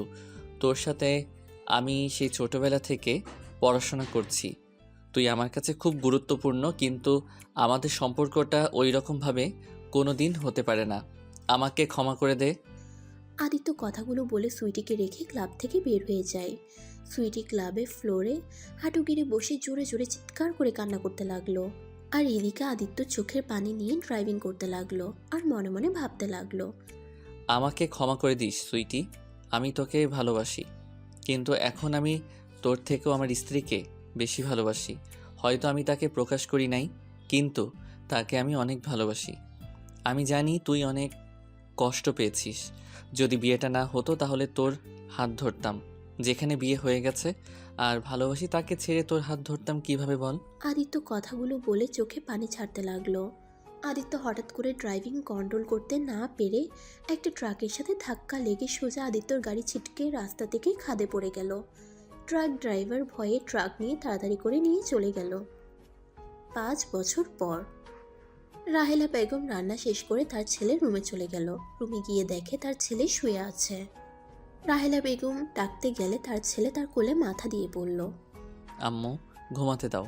সারা রাত ঘুমাতে পারি নাই। না, আর 1 মিনিটও ঘুমোতে পারবি না। তাড়াতাড়ি উঠ। তোর আঙ্কেলের সাথে আজ না শহরে যাওয়ার কথা? তাড়াতাড়ি উঠ। তোর আঙ্কেল আসলে অনেক রেগে যাবে কিন্তু। উফ আম্মু, আঙ্কেলের সাথে যাব না। ওনার মেয়ে খালি আমার সাথে ফাইজলামি করে। আমার ওই সব ভালো লাগে না। রাহেলা বেগম আকাশের কথা শুনে হাসতে লাগলো। আকাশের মাথায় হাত বুলিয়ে দিয়ে বলল, আরে পাগল ছেলে, তুই এটা বুঝিস না? তুলি তোকে ভালোবাসে, তাই তোর সাথে এমন করে। আমার ছেলেটা যে কবে বড় হবে কে জানে। আমিও তো আপুকে ভালোবাসি, তাই বলে আপু ওই রকম করবে? আরে পাগল ছেলে, আমার এই ভালোবাসা না, ও তোকে অন্যরকম ভালোবাসে। আচ্ছা, এখন উঠে খাবার খেয়ে নে। আমি তুলিকে বলে দিব তোকে যেন আর ডিস্টার্ব না করে। বলে দিও। তুই এখন উঠ। আকাশ তাড়াতাড়ি করে উঠে পড়ল। উঠে ওয়াশরুমে গিয়ে ফ্রেশ হয়ে টেবিলে বসে খাবার খেয়ে নিল দুইজন। আকাশ শোন, 1 সপ্তাহ পর আমরা শহরে চলে যাব। আমি ট্রান্সফার করে নেব। কেন, এখানে কি হয়েছে? গ্রামে থেকে কোনো লাভ নাই, তাই শহরে চলে যাব। আমি শিক্ষকতা করব, আর তুই শহরে একটা চাকরির ব্যবস্থা করে নিবি। এখানে থাকলে বাদর হওয়ার বাকি থাকবে না।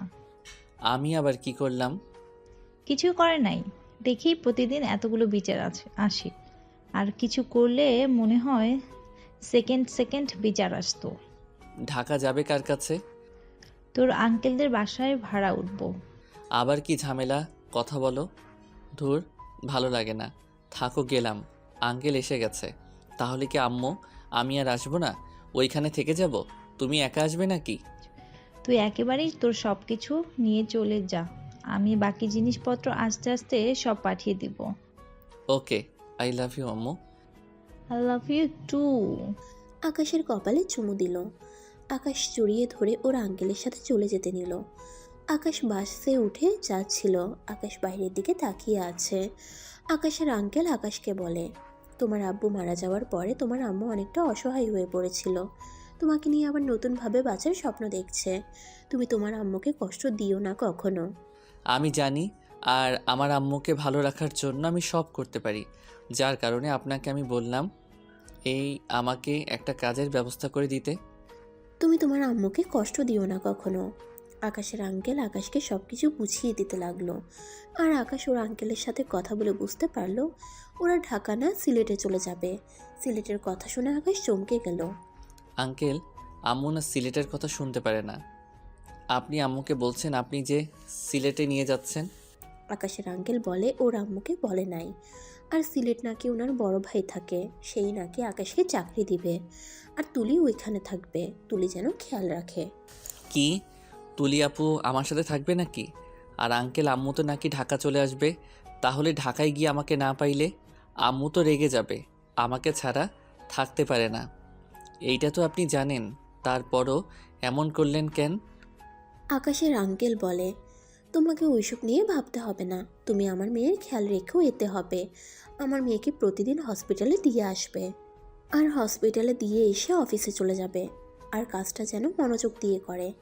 আঙ্কেল, আমি আম্মুকে ছাড়া থাকতে পারবো না, আমি যাব না, আমি বাসায় যাব। আকাশ সাথে সাথে ওর আম্মুকে কল দেয়। ওর আম্মু কল রিসিভ করলে আকাশ বলে, আম্মু, আঙ্কেল আমাকে সিলেট নিয়ে যাচ্ছে। আম্মু, আমি তোমাকে ছাড়া একা ওইখানে গিয়ে থাকতে পারবো না।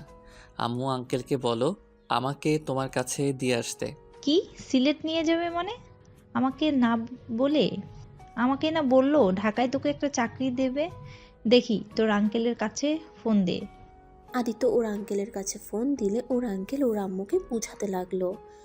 অনেকক্ষণ দুইজনে কথা বলার পর আকাশের কাছে ফোন দেয়। রাহেলা বেগম আকাশকে বলল, আচ্ছা তোর আঙ্কেলের সাথে যা, আর শোন আমি যত তাড়াতাড়ি পারি তোর কাছে চলে যাব। আচ্ছা আম্মু, তাড়াতাড়ি আমার কাছে চলে আসবে, কিন্তু আমি তোমাকে ছাড়া থাকতে পারবো না একা। হায় রে, আমার ছেলেটার এত বোকা কেন যে হইছে? আরে মা, কতদিন বেঁচে থাকবে? হ্যাঁ, একা চলার চেষ্টা কর, সব জায়গায় মা মামা করিস না।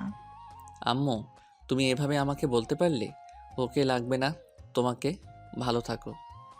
আকাশ ফোনটা কেটে দিয়ে মন খারাপ করে বাইরের দিকে তাকিয়ে থাকলো। সিলেটে পৌঁছাতে পৌঁছাতে রাত 9টায় গিয়ে পৌঁছে গেল। আকাশকে ওর আম্মু কল দিলে আকাশ কল রিসিভ করে না।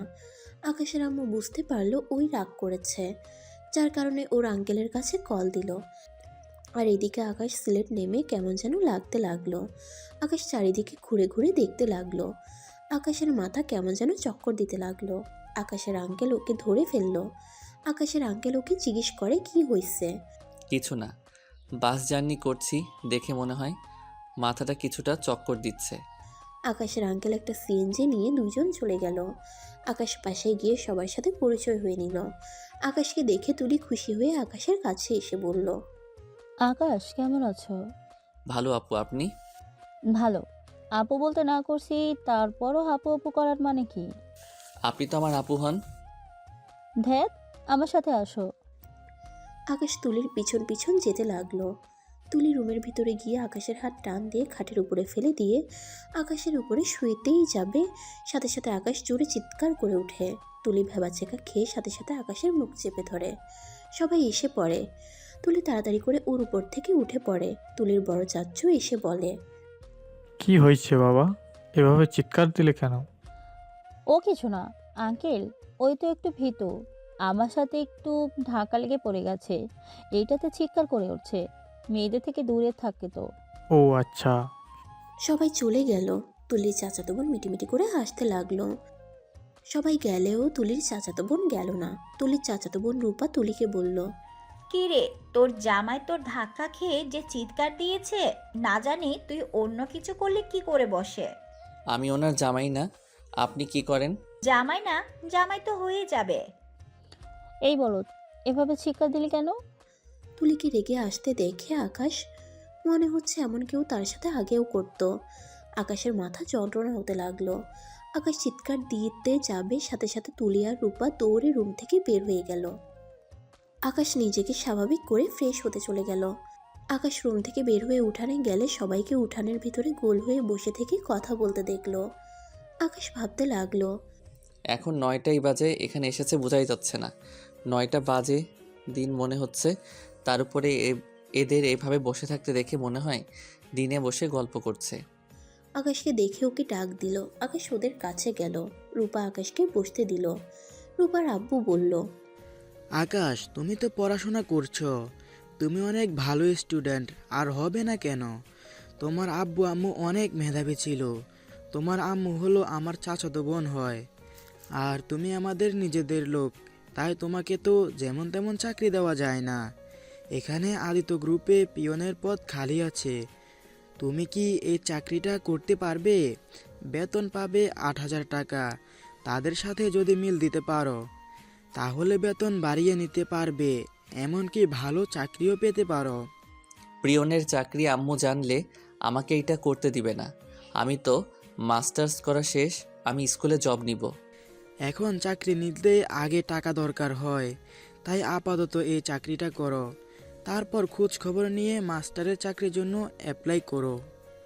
আম্মুর সাথে কথা বলতে হবে। হ্যাঁ করো। আর বাবা, আমার এছাড়া কোনো চাকরি দিতে পারছি না তোমাকে, কারণ আমি এখানে ছোট পদে কাজ করি। আচ্ছা আঙ্কেল, সমস্যা নাই, আমি আম্মুর সাথে কথা বলে দেখি উনি কি বলে। এই, তুমি সব কথাতে শুধু মামা করো কেন? নিজের সিদ্ধান্ত বলে কোনো কথা নেই। যতদিন দেখছি খালি মামা করে, ছাগলের 3 নম্বর বাচ্চার মতো। আঙ্কেল, আপু কিন্তু আমাকে অপমান করছে। আদিত্যর কথা শুনে তুলির আব্বু ওকে ধমক দিল। তখন তুলি চুপ হয়ে গেল। আকাশ ওর আম্মুকে কল দিলে সাথে সাথে ওর আম্মু কল রিসিভ করে বলে, আকাশ, সরি বাবা, রাগ করিস না। আমি আর এই কথা বলবো না। দেখ, তুই দূরে গেছোস, এখন রাগ করে আমার ফোন ধরা বন্ধ করিস না। আমার খুব টেনশন হয়, তুই তো জানিস। তোর কণ্ঠ না শুনলে আমার বুকের ভেতরটা তোলপাড় করে। আম্মু সরি, আর এমন করব না। আম্মু, তোমাকে যে জন্য কল দিয়েছিলাম সেটা শোনো। কি কথা? আমার কাছে দাও, আমি বুঝিয়ে বলি। আকাশ ফোনটা এগিয়ে দিলে রূপার আব্বু রাহেলা বেগমের সাথে কথা বলতে লাগলো। উনি কিছুতেই রাজি হলো না। রূপার আব্বু আর কিছু না বলে আকাশের কাছে ফোন দিলে আকাশ ওর আম্মুকে বলল, আম্মু, 1 মাস করে দেখি না, নতুন নতুন সব কিছু বুঝে নেই। প্লিজ প্লিজ আম্মু, রাগ করো না। না, আমার ছেলেকে দিয়ে ওই সব কাজ করাবো না। আম্মু, এমন করো না, আমি কাজটা করি প্লিজ। আম্মু, তুমি না বলছো সব কাজ ছোট করে দেখতে নাই? কাজ তো কাজই, এখানে ছোট বড় কিছু নাই। তাই বলে আমি তো জানি আমার ছেলের অবস্থা। কথায় কথায় মাথা গরম হয়ে যায়। কেউ কিছু বলে, তুই নিজের রাগ কন্ট্রোল করতে পারবি বল। যদি পারিস তাহলে কর। ওকে আম্মু, আমি আমার রাগ কন্ট্রোল করব। এবার রাজি হয়ে যাও। আচ্ছা, তোর যেটা ভালো লাগে। কিন্তু হ্যাঁ, এই কাজ করতে না মন চাইলে জোর করে করার দরকার নাই। এমন না যে তোর টাকা দিয়ে সংসার চলবে। তোকে কাজে পাঠানোর একটাই উদ্দেশ্য, মানুষের সাথে চল, শহরের হাওয়া বাতাস গায়ে লাগা, কিন্তু খারাপ ছেলেদের সাথে যেন ভুলেও মিশিস না। যদি মিশস তাহলে তোর খবর আছে। আরে না আম্মু, আমি ভালো হয়ে থাকবো। আচ্ছা আম্মু, তাহলে ভালো থাকো। আর হ্যাঁ, তাড়াতাড়ি চলে আসো কিন্তু।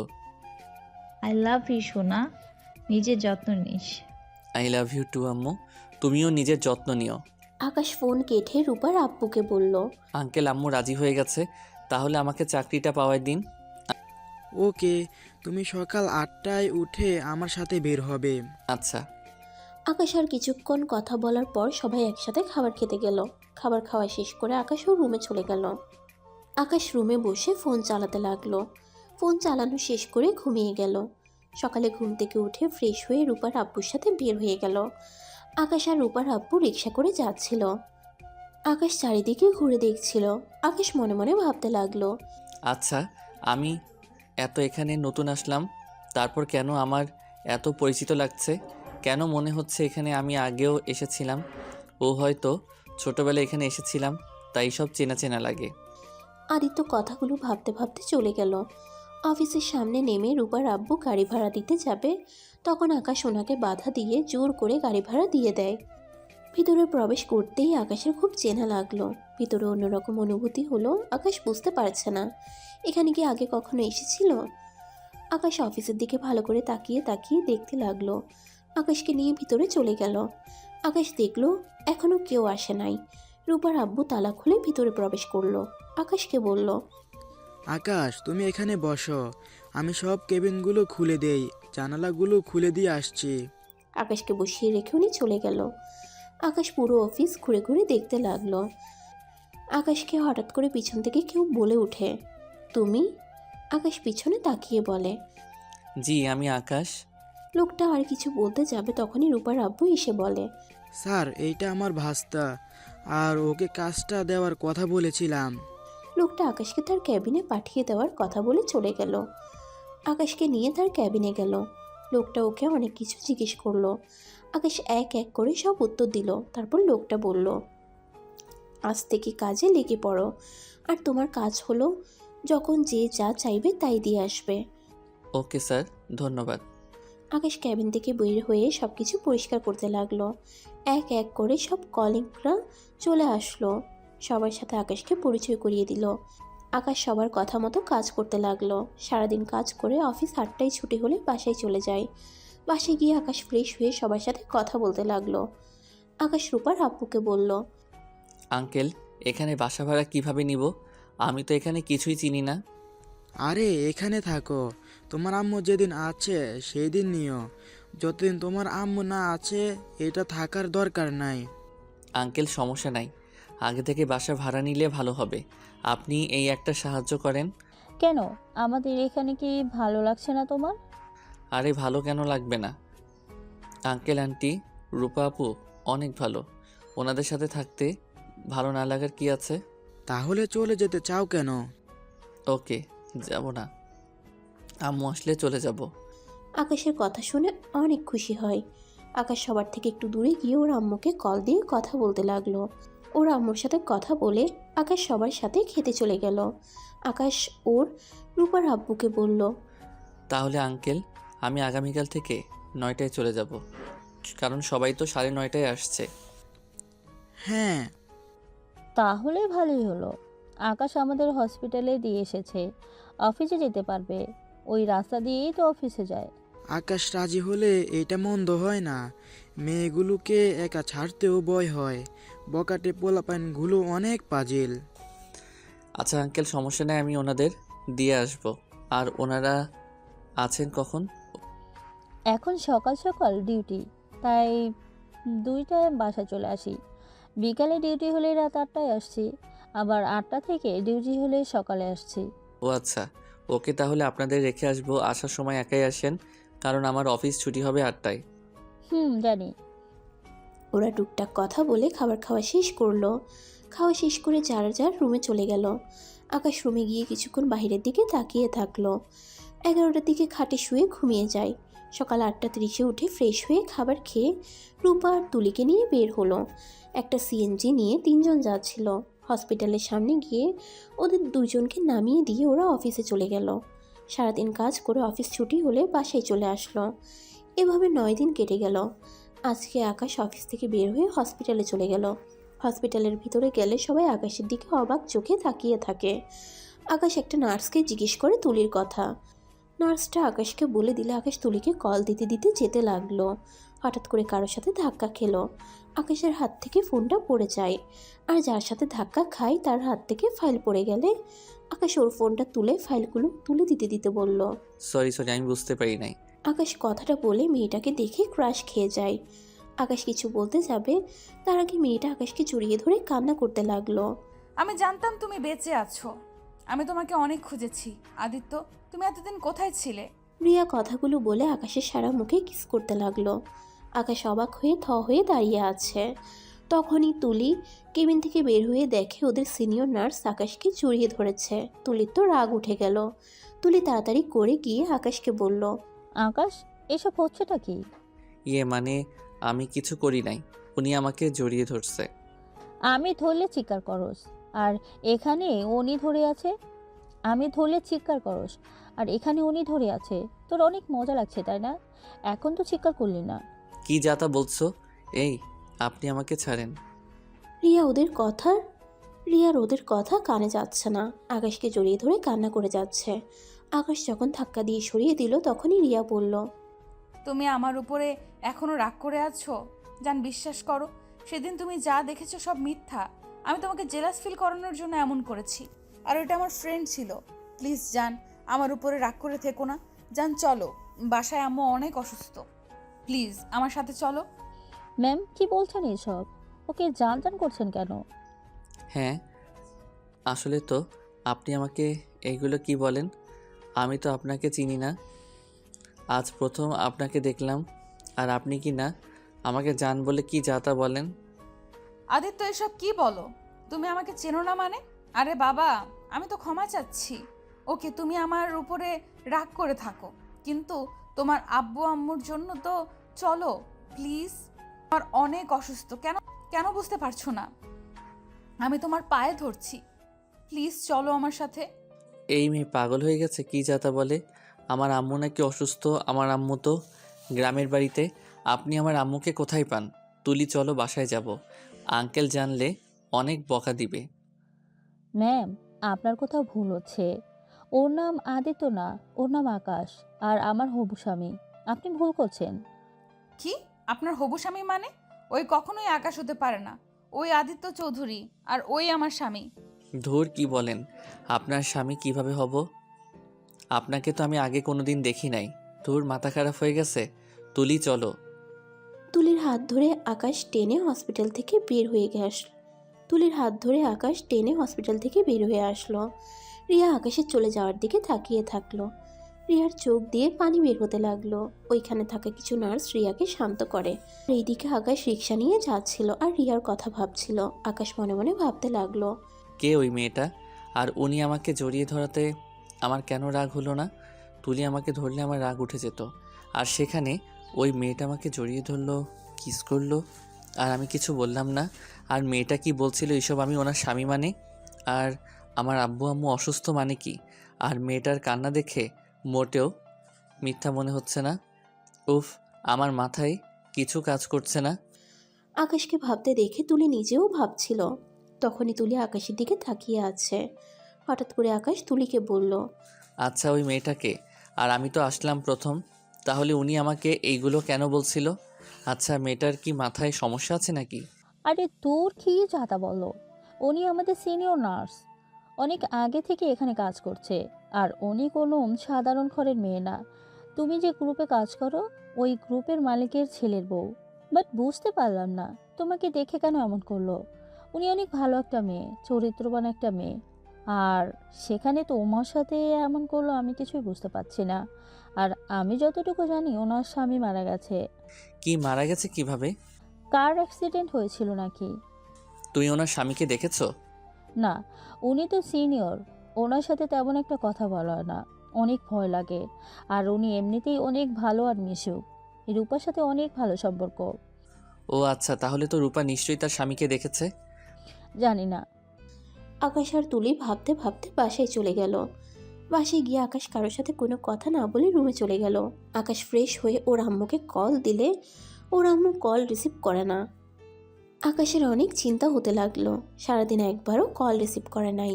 আকাশ ওর পাশের বাসার আঙ্কেলকে কল দিল। আকাশ কল দিয়ে ওনার সাথে কথা বলে যা জানতে পারলো তাতে আকাশের পায়ের নিচ থেকে মাটি সরে যাওয়ার মতো অবস্থা। কারণ আকাশের আম্মু অনেক অসুস্থ।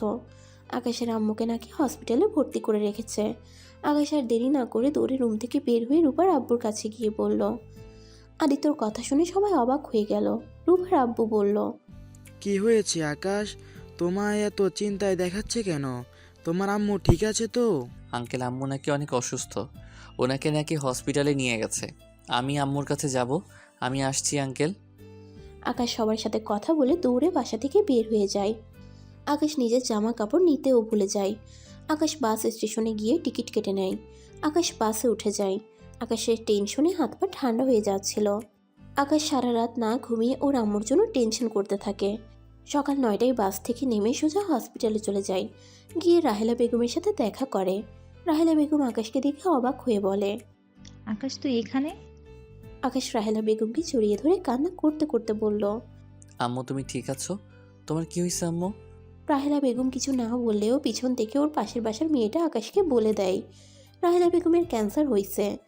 আকাশ যেন আকাশ থেকে পড়ল। আকাশ চোখের পানি ধরে রাখতে পারল না। আম্মু, আমি তোমার কিছু হতে দিব না, আমি তোমাকে ছাড়া বাঁচবো না আম্মু। আম্মু এখনই চলো শহরে ডাক্তার দেখাবো। না, আমার তেমন কিছু হয়নি, মেডিসিন খাইলে ঠিক হয়ে যাবে। ওই এইসব মিথ্যা কথা বলছে। আম্মু তুই মিথ্যা বলো না, আমি ডাক্তারের সাথে দেখা করে আসছি। আকাশ ওর আম্মুর কথা না শুনে ডাক্তারের সাথে দেখা করতে গেল। ডাক্তার বলল, রাহেলা বেগমকে যত তাড়াতাড়ি সম্ভব অপারেশন করতে হবে। বেশি দেরি হয়ে গেলে পরে বাঁচানো মুশকিল হয়ে যাবে। আকাশ তার সাথে কথা বলে বের হলে তুলি ওকে কল দেয়। আকাশ কলটা রিসিভ করে বলল, আকাশ, আন্টির কি অবস্থা? আম্মুর ব্লাড ক্যান্সার হয়েছে। আকাশের কথা শুনে তুলি চমকে যায়। তুলি আকাশকে বলে, আকাশ, তুমি সিলে চলে আসো, 3 দিন পর বড় ডাক্তার আসবে, ওনাকে দিয়ে আন্টিকে দেখাও। আচ্ছা, তাহলে আমি আম্মুকে নিয়ে আজ সিলেটের জন্য রওনা দিই। আচ্ছা, আসো। আকাশ ফোনটা রেখে ওর আম্মুকে রিলিজ করে বাসে চলে যায়। বাসে গিয়ে সব কিছু গুছিয়ে রেখে সালেহা বেগমের ব্যাগ গুছিয়ে সালেহা বেগমকে নিয়ে স্টেশনে গিয়ে 2টি টিকিট কেটে রওনা দেয় সিলেটের উদ্দেশ্যে। আকাশ ভাবতে লাগলো কি করবে, মাথায় যেন কাজ করছে না। আকাশ সিলেটে যেতে যেতে সকালে নামলো। ট্রেন থেকে নেমে সিএনজি নিয়ে রূপাদের বাসে চলে গেল। সালেহা বেগম রূপার আম্মা আব্বুর সাথে কথা বলছিল, আর এদিকে আকাশ রুমে বসে কান্না করছিল। তুলি এসে আকাশকে সান্ত্বনা দিতে লাগলো। কান্না করো না আকাশ, আজকে হসপিটালে ভর্তি করে নাও, তাহলে দেখবে সুবিধা হবে। রূপা তো চলে গেছে তাই না? তাহলে আমি আম্মুকে নিয়ে যাই, তুমিও আমার সাথে চলো। তুমি তো সবাইকে চেনো, তাহলে সুবিধা হবে। আচ্ছা, তোমরা খাবার খেয়ে নাও, তারপর রেডি হয়ে বের হব। আকাশ তুলি সকালের খাবার খেতে গেল। সবাই একসাথে খেয়ে উঠল। তখনই সবাই একই কথা বলল। রূপার আব্বু কথা বলে অফিসে চলে গেল। তুলি রেডি হতে চলে গেল। আকাশ রুমে এসে ড্রেস চেঞ্জ করে নিল। তারপর 9টায় রাহেলা বেগমকে নিয়ে তুলি আর আকাশ বের হলো। হসপিটালে গিয়ে রূপা দেখে চলে আসছে। রূপা আকাশ আর তুলির সাথে কথা বলে আবার ভিতরে গেল। রাহেলা বেগম যেতে চাইলো না, অনেক টাকা খরচ হয়ে যাবে, এই জন্য যেতে চায় না। আকাশ জোর করে নিয়ে যায়। আকাশ রাহেলা বেগমকে বলে, আম্মু, আমি টাকা দিয়ে কি করব? যদি তুমি আমার লাইফে না থাকো, টাকা পরেও ইনকাম করা যাবে। তুমি হারিয়ে গেলে আমি তোমাকে কোথায় পাবো? আকাশ কথাগুলো বলে কান্না করতে লাগলো। তুলি রূপা শান্ত হতে বলে। তারপর 3জন ভিতরে ঢুকলে রাহেলা বেগমকে আবার পরীক্ষা করার জন্য ডাক্তারের কাছে নিয়ে গেল।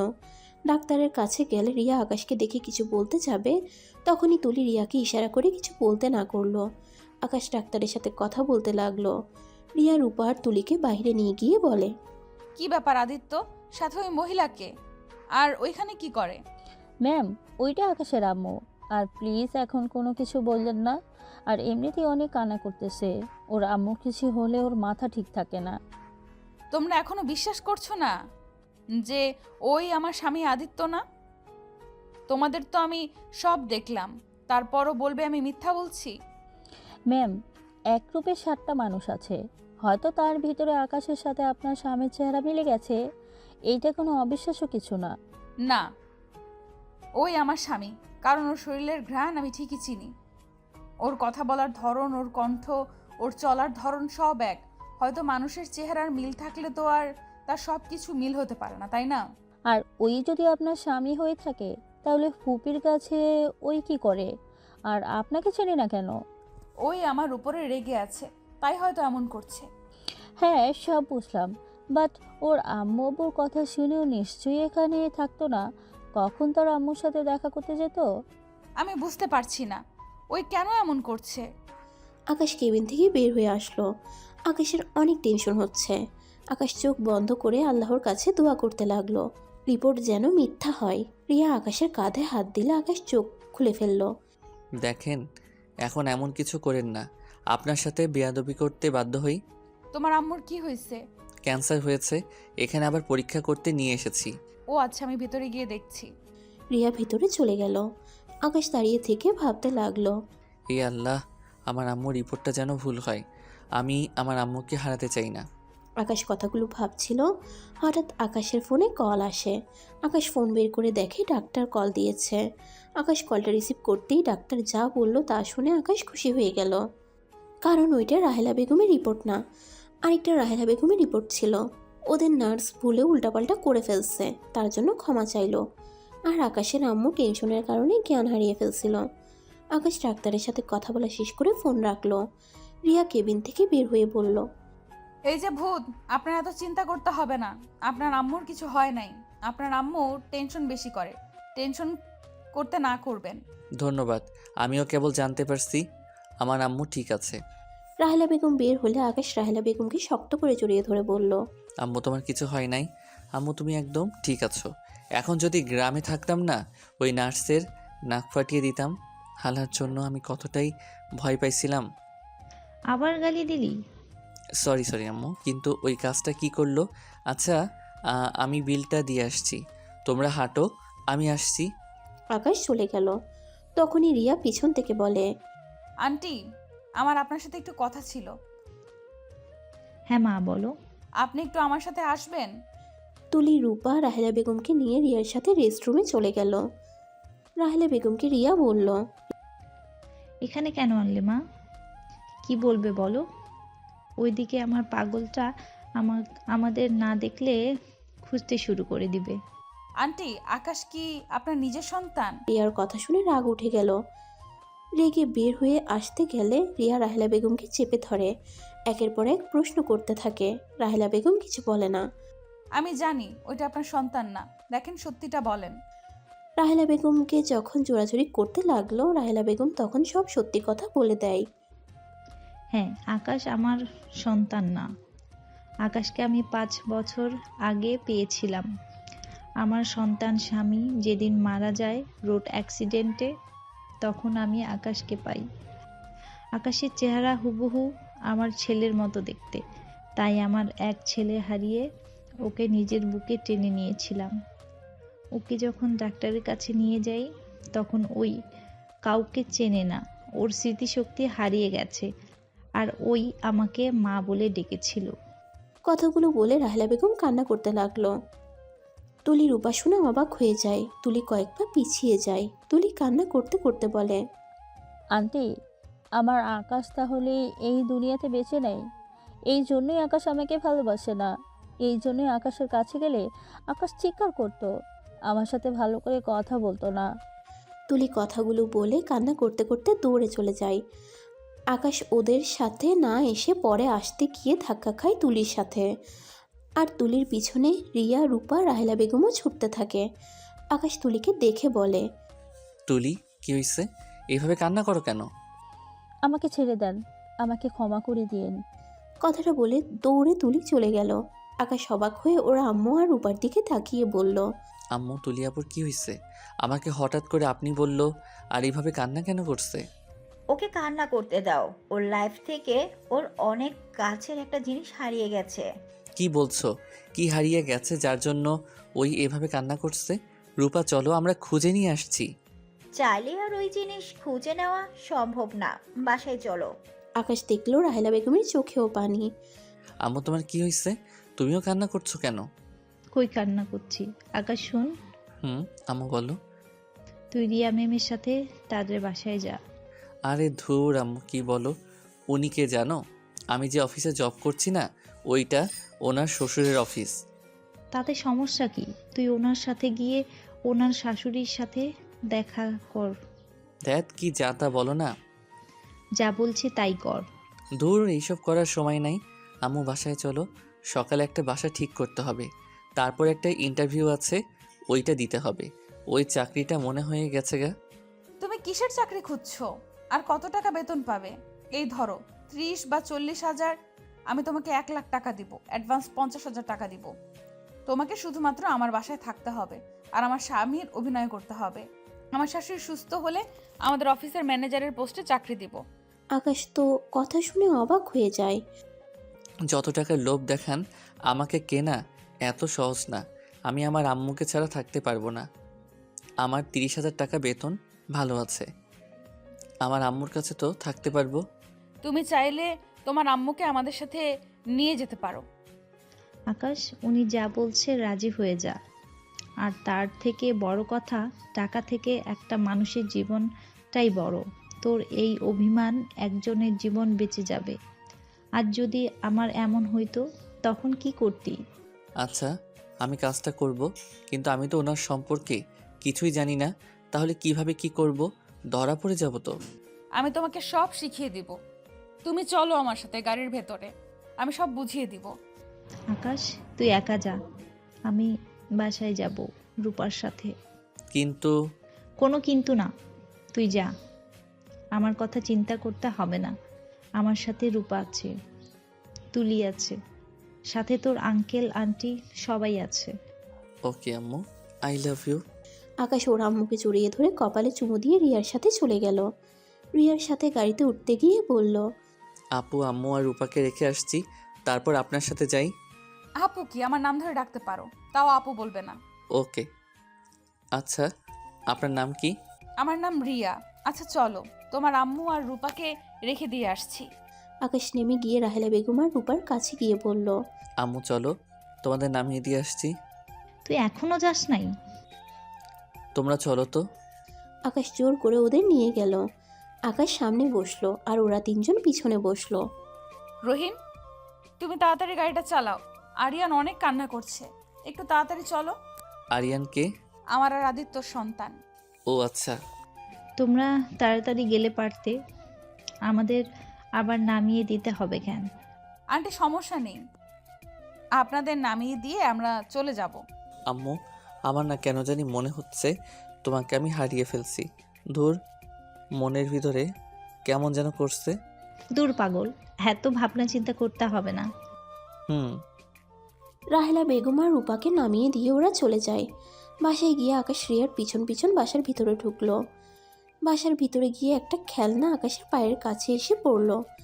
আকাশ কিছু দূরে হাঁটতে দেখলো 3-4 বছরের একটা ছেলে সবকিছু ঢিল দিয়ে ফেলে দিচ্ছে। রিয়া ছেলেটাকে কোলে তুলে নিল। আব্বু, আব্বু আমার সরি, দেখো তোমার জন্য একটা জিনিস এনেছি। তুমি না বলেছিলে আব্বু কেন আসে না, আজ দেখো তোমার আব্বু তোমার কাছে এসেছে। আরিয়ান পিছনের দিকে তাকিয়ে আকাশকে দেখে রিয়ার কোল থেকে নেমে দৌড়ে আকাশের কোলে ওঠে, বলে, আব্বু তুমি এতদিন কই ছিলে? জানো আমি তোমাকে কত খুঁজছি, তুমি কেন আসো নাই?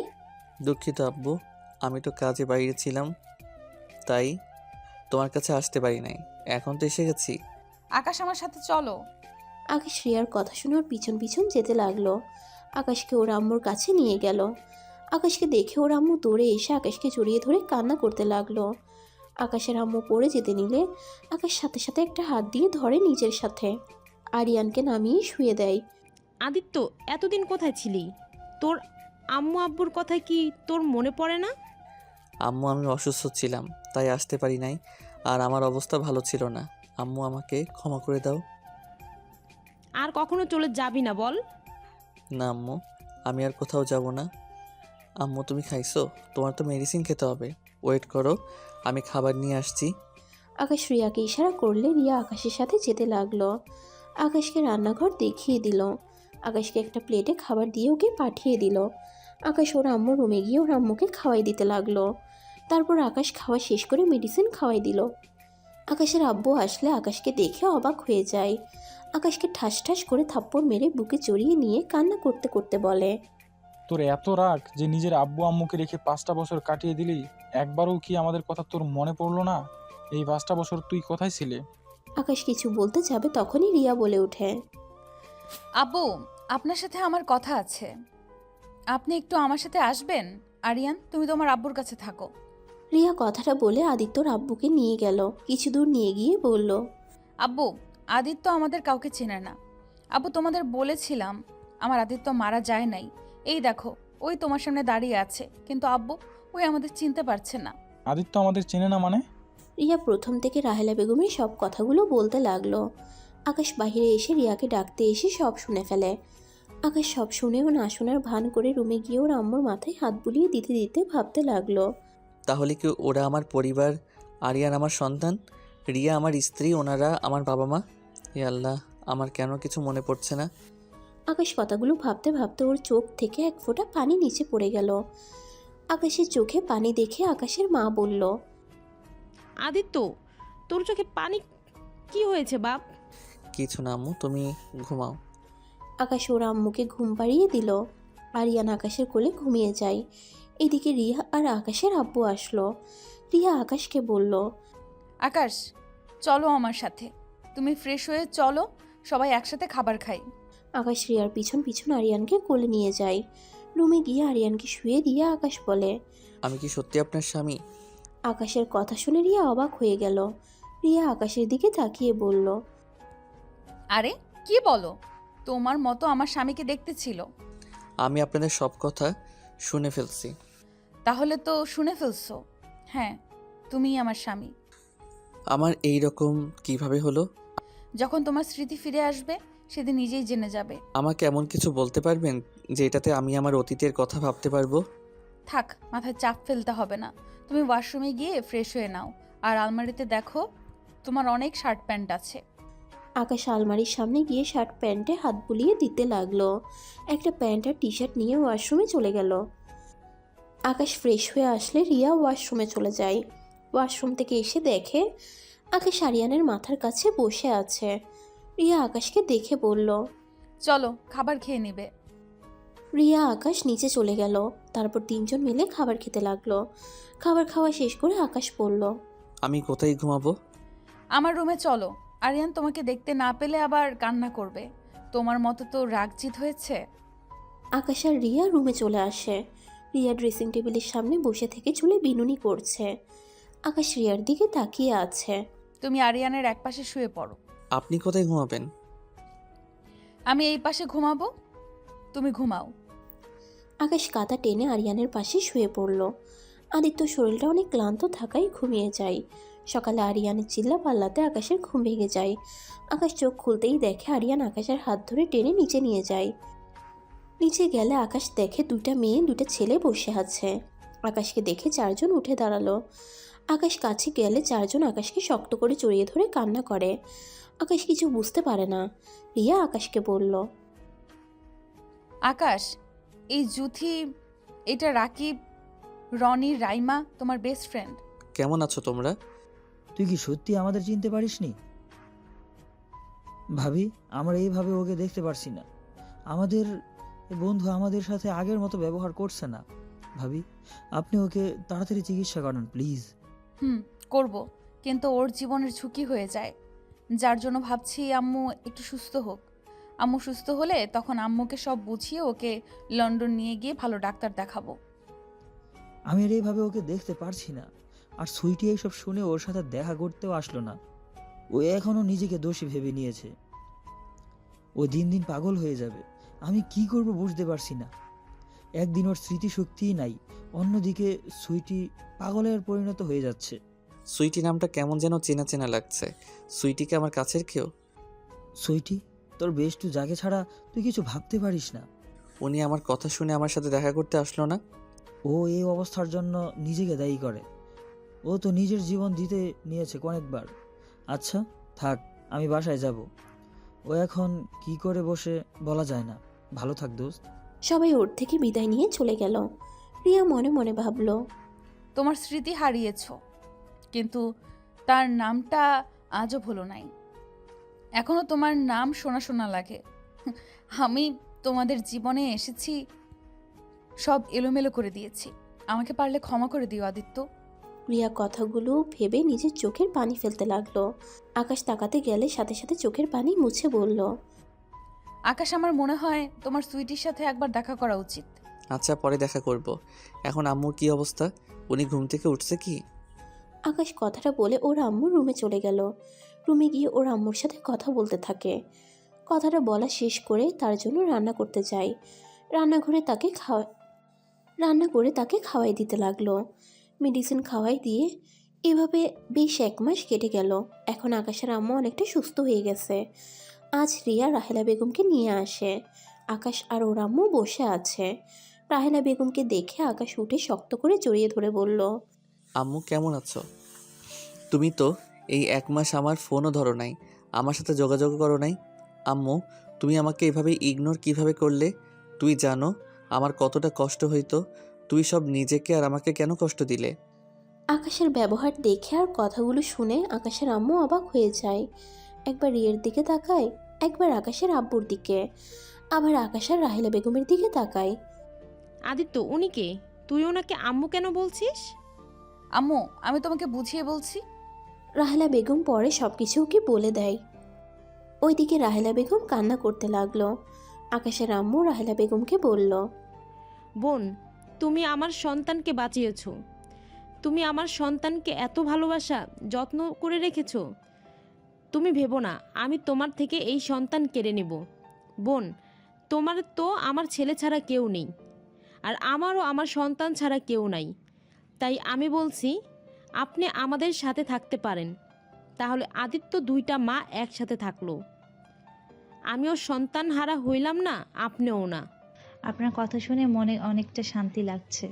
আমার ছেলেটা এখন আমাকে চেনে, আমাকে ছাড়া থাকতে পারে না, কিন্তু স্মৃতি ফিরে আসলে আমাকে যে ভুলে যাবে, তার থেকে আপনার কাছে থাক, আমি নিঃসন্তান হয়ে থাকি।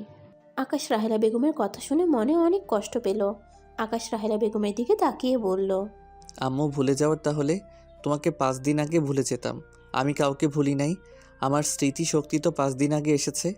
কি, তাহলে তুই সব জেনেও আমার সাথে অভিনয় করে গেছিস? অভিনয় করি নাই, আমি তোমাকে অনেক ভালোবাসি আম্মু। তোমাকে ভোলা সম্ভব না। তাহলে তুমি আমাদের চিনতে পারছো? হ্যাঁ, কিন্তু সেই দিন রাগ এখনও ছিল। আর আমি 5 দিন আগে এসেছিলাম। আরিয়ানকে দেখে ভেবেছিলাম তুমি ওই ছেলেটাকে বিয়ে করে নিয়েছো। ওই ছেলেটা আর তোমার সন্তান আরিয়ান। হঠাৎ করে গাড়ির ভিতরে কথা মনে পড়ে যায়, তখন বুঝলাম আরিয়ান আমার সন্তান। আমি তোমাকে কতটা ভালোবাসি তুমি ভালো করে জানো। তারপর তোমার আমার উপরে এই বিশ্বাস, আমি স্মৃতিশক্তি ফিরে পাইলে তোমাকে ভুলে যাব। আকাশ, আমাকে ভুল বুঝিস না বাপ। কি করব বল? তোর স্মৃতি নাই বলে তুই তোর আব্বু আম্মুর স্ত্রীকে ভুলে গিয়েছিস, আর আমি তো তোকে গর্ভে ধারণ করি নাই। সেখানে স্মৃতি আসলে ভুলে যাওয়ার তো কথা। আম্মু কিছু বলার নাই, তোমাকে আমি ভুলে গেছি আম্মু, তোমাকে ভুলে গেছি। আম্মু জন্ম দিলে হয় না যে ভালোবাসা দিয়ে আগলিয়ে রাখে সেই হলো প্রকৃত মা। তাকে ভুলা এত সহজ না। রাহেলা বেগম আকাশকে জড়িয়ে ধরে বলে, সরি, আমার ভুল হয়ে গেছে, আমাকে ক্ষমা করে দে। আমি জানি আমার আব্বু আমাকে অনেক ভালোবাসে। আমি তোদের মাঝে কাঁটা হতে চাই না রে। কাটা কেন হবেন? আজ থেকে আদিত্য 2টা আম্মু হলো, আর আপনিও আজ থেকে এখানে থাকবেন। বাহ, তাহলে আমার 2টা শাশুড়ি হয়ে গেল। আদর তো অনেক পাবো তাহলে। রিয়ার কথা শুনে সবাই হাসতে লাগলো। আকাশের আম্মু রাহেলা বেগমকে একটা রুম দেখিয়ে দেয়। আকাশ ওর আব্বুর কাছে এসে বলে, আব্বু বাইকের চাবিটা কোথায়? কোথায় যাবে? আমার সেই পুরনো ক্লাবে যাব। আমার হারিয়ে যাওয়া সেই সুখ খুঁজতে যাব। আমি নিয়ে আসছি। আকাশের কথা শুনে রিয়া চলে গেল রুমে। রুম থেকে বাইকের চাবি নিয়ে এসে আকাশকে দিলে আকাশ বাইরে গিয়ে বাইক স্টার্ট দিয়ে দিল। আকাশ চলে গেল সোজা ক্লাবে, গিয়ে দেখে ক্লাবটা বন্ধ হয়ে আছে। আকাশ বাইক নিয়ে সোজা রাকিবদের বাসায় চলে গেল। রাকিবদের বাসায় গিয়ে দেখে সুইটি বসে আছে। রাকিব সুইটিকে খাবার খাওয়ানোর চেষ্টা করছে। আদিত্য ভিতরে ঢুকতেই আদিত্যকে দেখে সুইটি চলে যেতে নিল। আদিত্য, তুই এখানে? আমার বাসা কিভাবে চিনলি? এই শাকচুনি কোথায় যাস? আমার সাথে কথা বলবি না? আদিত্যর কথা শুনে রাকিব সুইটি অবাক হয়ে যায়। সুইটি দাঁড়িয়ে যায়। সুইটি পিছনে ঘুরে বলল, আদ্রিত, শাকচুনি আমি কোথায় যাস? আমার সাথে কথা বলবি না? আমার সব মনে পড়ে গেছে। সত্যি? তুই তো হলে আমার গার্লফ্রেন্ডকে বিয়ে করে ফেলছস। ইস, কোথায় একটু প্রেম করবো, উল্টা তুই বিয়ে করে ফেললি। লুচ্চা কথা কম বল। লুচ্চা বসকে আমি যখনই আসছি। না, বসবো না। ক্লাবে বন্ধ কেন রে? তোর সেই অ্যাক্সিডেন্টের পর থেকে আর কেউ ক্লাবে তেমন যায় না। আর এই ক্লাব সরিয়ে ফেলছে, সেখানে যে 15 মিনিট লাগে। ও আচ্ছা। জুথি, রনি, রাইমা ওরা কোথায়? রনি আগামীকাল দেশের বাইরে চলে গেছে। জুথি শ্বশুর বাড়িতে গেছে। রাইমাও একই অবস্থা, শাশুড়ি বাড়ি চলে গেছে। সব শ্বশুরবাড়িতে? আঙ্কেল আন্টি কই দেখছি না তো? আম্মু আব্বু হজ করতে গেছে। তুই বসে এখানে দাঁড়িয়ে আসস কেন? আচ্ছা, সবার নাম্বার দে তো। আকাশ সবার নাম্বার দিল। সুইটির রাকিবের সাথে অনেকক্ষণ আড্ডা দিয়ে বাসায় চলে আসলো। সুইটি আজ অনেকটা খুশি। আকাশকে এতটা কাছে পেল, সে আগের মতো কথা বলতে পারলো। রাকিব সুইটির কাছে গিয়ে বলল, সুইটি, তুমি আজ অনেক খুশি তাই না? হ্যাঁ, আমি আজ অনেক খুশি। আর এই খুশিতে একটা কথা ভেবেছি। কি ভাবছো? ভেবেছি এই যে আমার একটা ছোট্ট রাকিব লাগবে। রাকিব সুইটির কাছে গিয়ে বলল। সুইটির কথা শুনে রাকিব অবাক হয়ে যায়। সুইটি রাকিবের দিকে লুচ্চামিভাবে তাকিয়ে ঠোঁট কামড়াতে কামড়াতে এগিয়ে যেতে লাগলো। রাকিব দুষ্টুমি করে বলল, দয়া করে আমার ইজ্জত কেড়ে নিবেন না। আমি সমাজে মুখ দেখাবো কিভাবে? সমাজের মানুষকে মুখ দেখাতে হবে না, আমাকে মুখ দেখালেই হবে রাকিব সাহেব। কথাটা বলে দুজনে হেসে উঠল। সুইটি রাকিবকে খাটে ফেলে রাকিবের উপরে ঝাঁপিয়ে পড়ে। আর এদিকে আকাশ বাসায় চলে যায়। বাসায় গিয়ে সবার সাথে গল্প করতে লাগলো। রাহেলা বেগম আকাশের করা সব কাণ্ডের কথা বলছিল। এটা শুনে সবাই হাসতে লাগলো। আকাশের আম্মু বলল, এই ছেলে কখনোই ভালো হবে না। স্মৃতি ছিল না, তারপরও রাগ জিত কমে না, আর মানুষের সাথে মারামারি কমে না। উফ আম্মু, আমি অনেক ভালো ছেলে, আমার মতো একটা ভালো ছেলে পাবে? হ্যাঁ, এত ভালো যে এই জন্য এই সব করছে, আর খারাপ হলে না জানি কি করতে। আচ্ছা আম্মু, তুলির কি অবস্থা? ও, তোকে বলতে ভুলে গেছি, তুলির বিয়ে হয়ে গেছে। কি, আমাকে একবারও কেউ জানালো না? আকাশ, তুই ওর সামনে না যাওয়াই ভালো। আমি ইচ্ছে করে তোকে জানতে দেই নাই। তুই যদি ওইখানে থাকতি তা ও কখনোই বিয়ে করতে পারতো না, কারণ তোর চেহারা যে তার প্রিয় মানুষের সাথে মিল। রাহেলা বেগম কথাটা বলে চোখের পানি ফেলতে লাগলো। আকাশ রাহেলা বেগমের কাছে গিয়ে বসে জড়িয়ে ধরে চোখের পানি মুছে দিয়ে বলল, উফ আম্মু, তুমি কান্না করছো কেন? তোমার আকাশ তো তোমার সাথে আছে। হ্যাঁ, আমার সাথে তো আছে। আই লাভ ইউ আম্মু। আচ্ছা আম্মু, তুমি যাও ঘুমাও, আমার অনেক ঘুম পাচ্ছে, আর তোমরাও যাও। আকাশ হাই তুলতে তুলতে রুমে চলে গেল। আকাশের সাথে রিয়াও গেল। রিয়া রুমের ভিতরে প্রবেশ করতেই আকাশ টান দিয়ে রিয়াকে নিজের সাথে জড়িয়ে ধরে গলায় কিস করতে লাগলো। এই তুমি না বলে তোমার ঘুম পাচ্ছে? দূর পাইছো তো, আদর ঘুম পড়ে ঘুমানো যাবে, আগে আদর করতে দাও তো। রিয়া আকাশকে সরিয়ে দিতে গেলে আকাশ রিয়াকে কোলে তুলে নেয়। খাটের উপরে শুয়ে দিয়ে রিয়ার উপরে ঝাঁপিয়ে পড়ল। রিয়াও আকাশের ভালোবাসার স্পর্শগুলো অনুভব করতে লাগলো। আস্তে আস্তে দুজন হারিয়ে গেল ভালোবাসার সাগরে।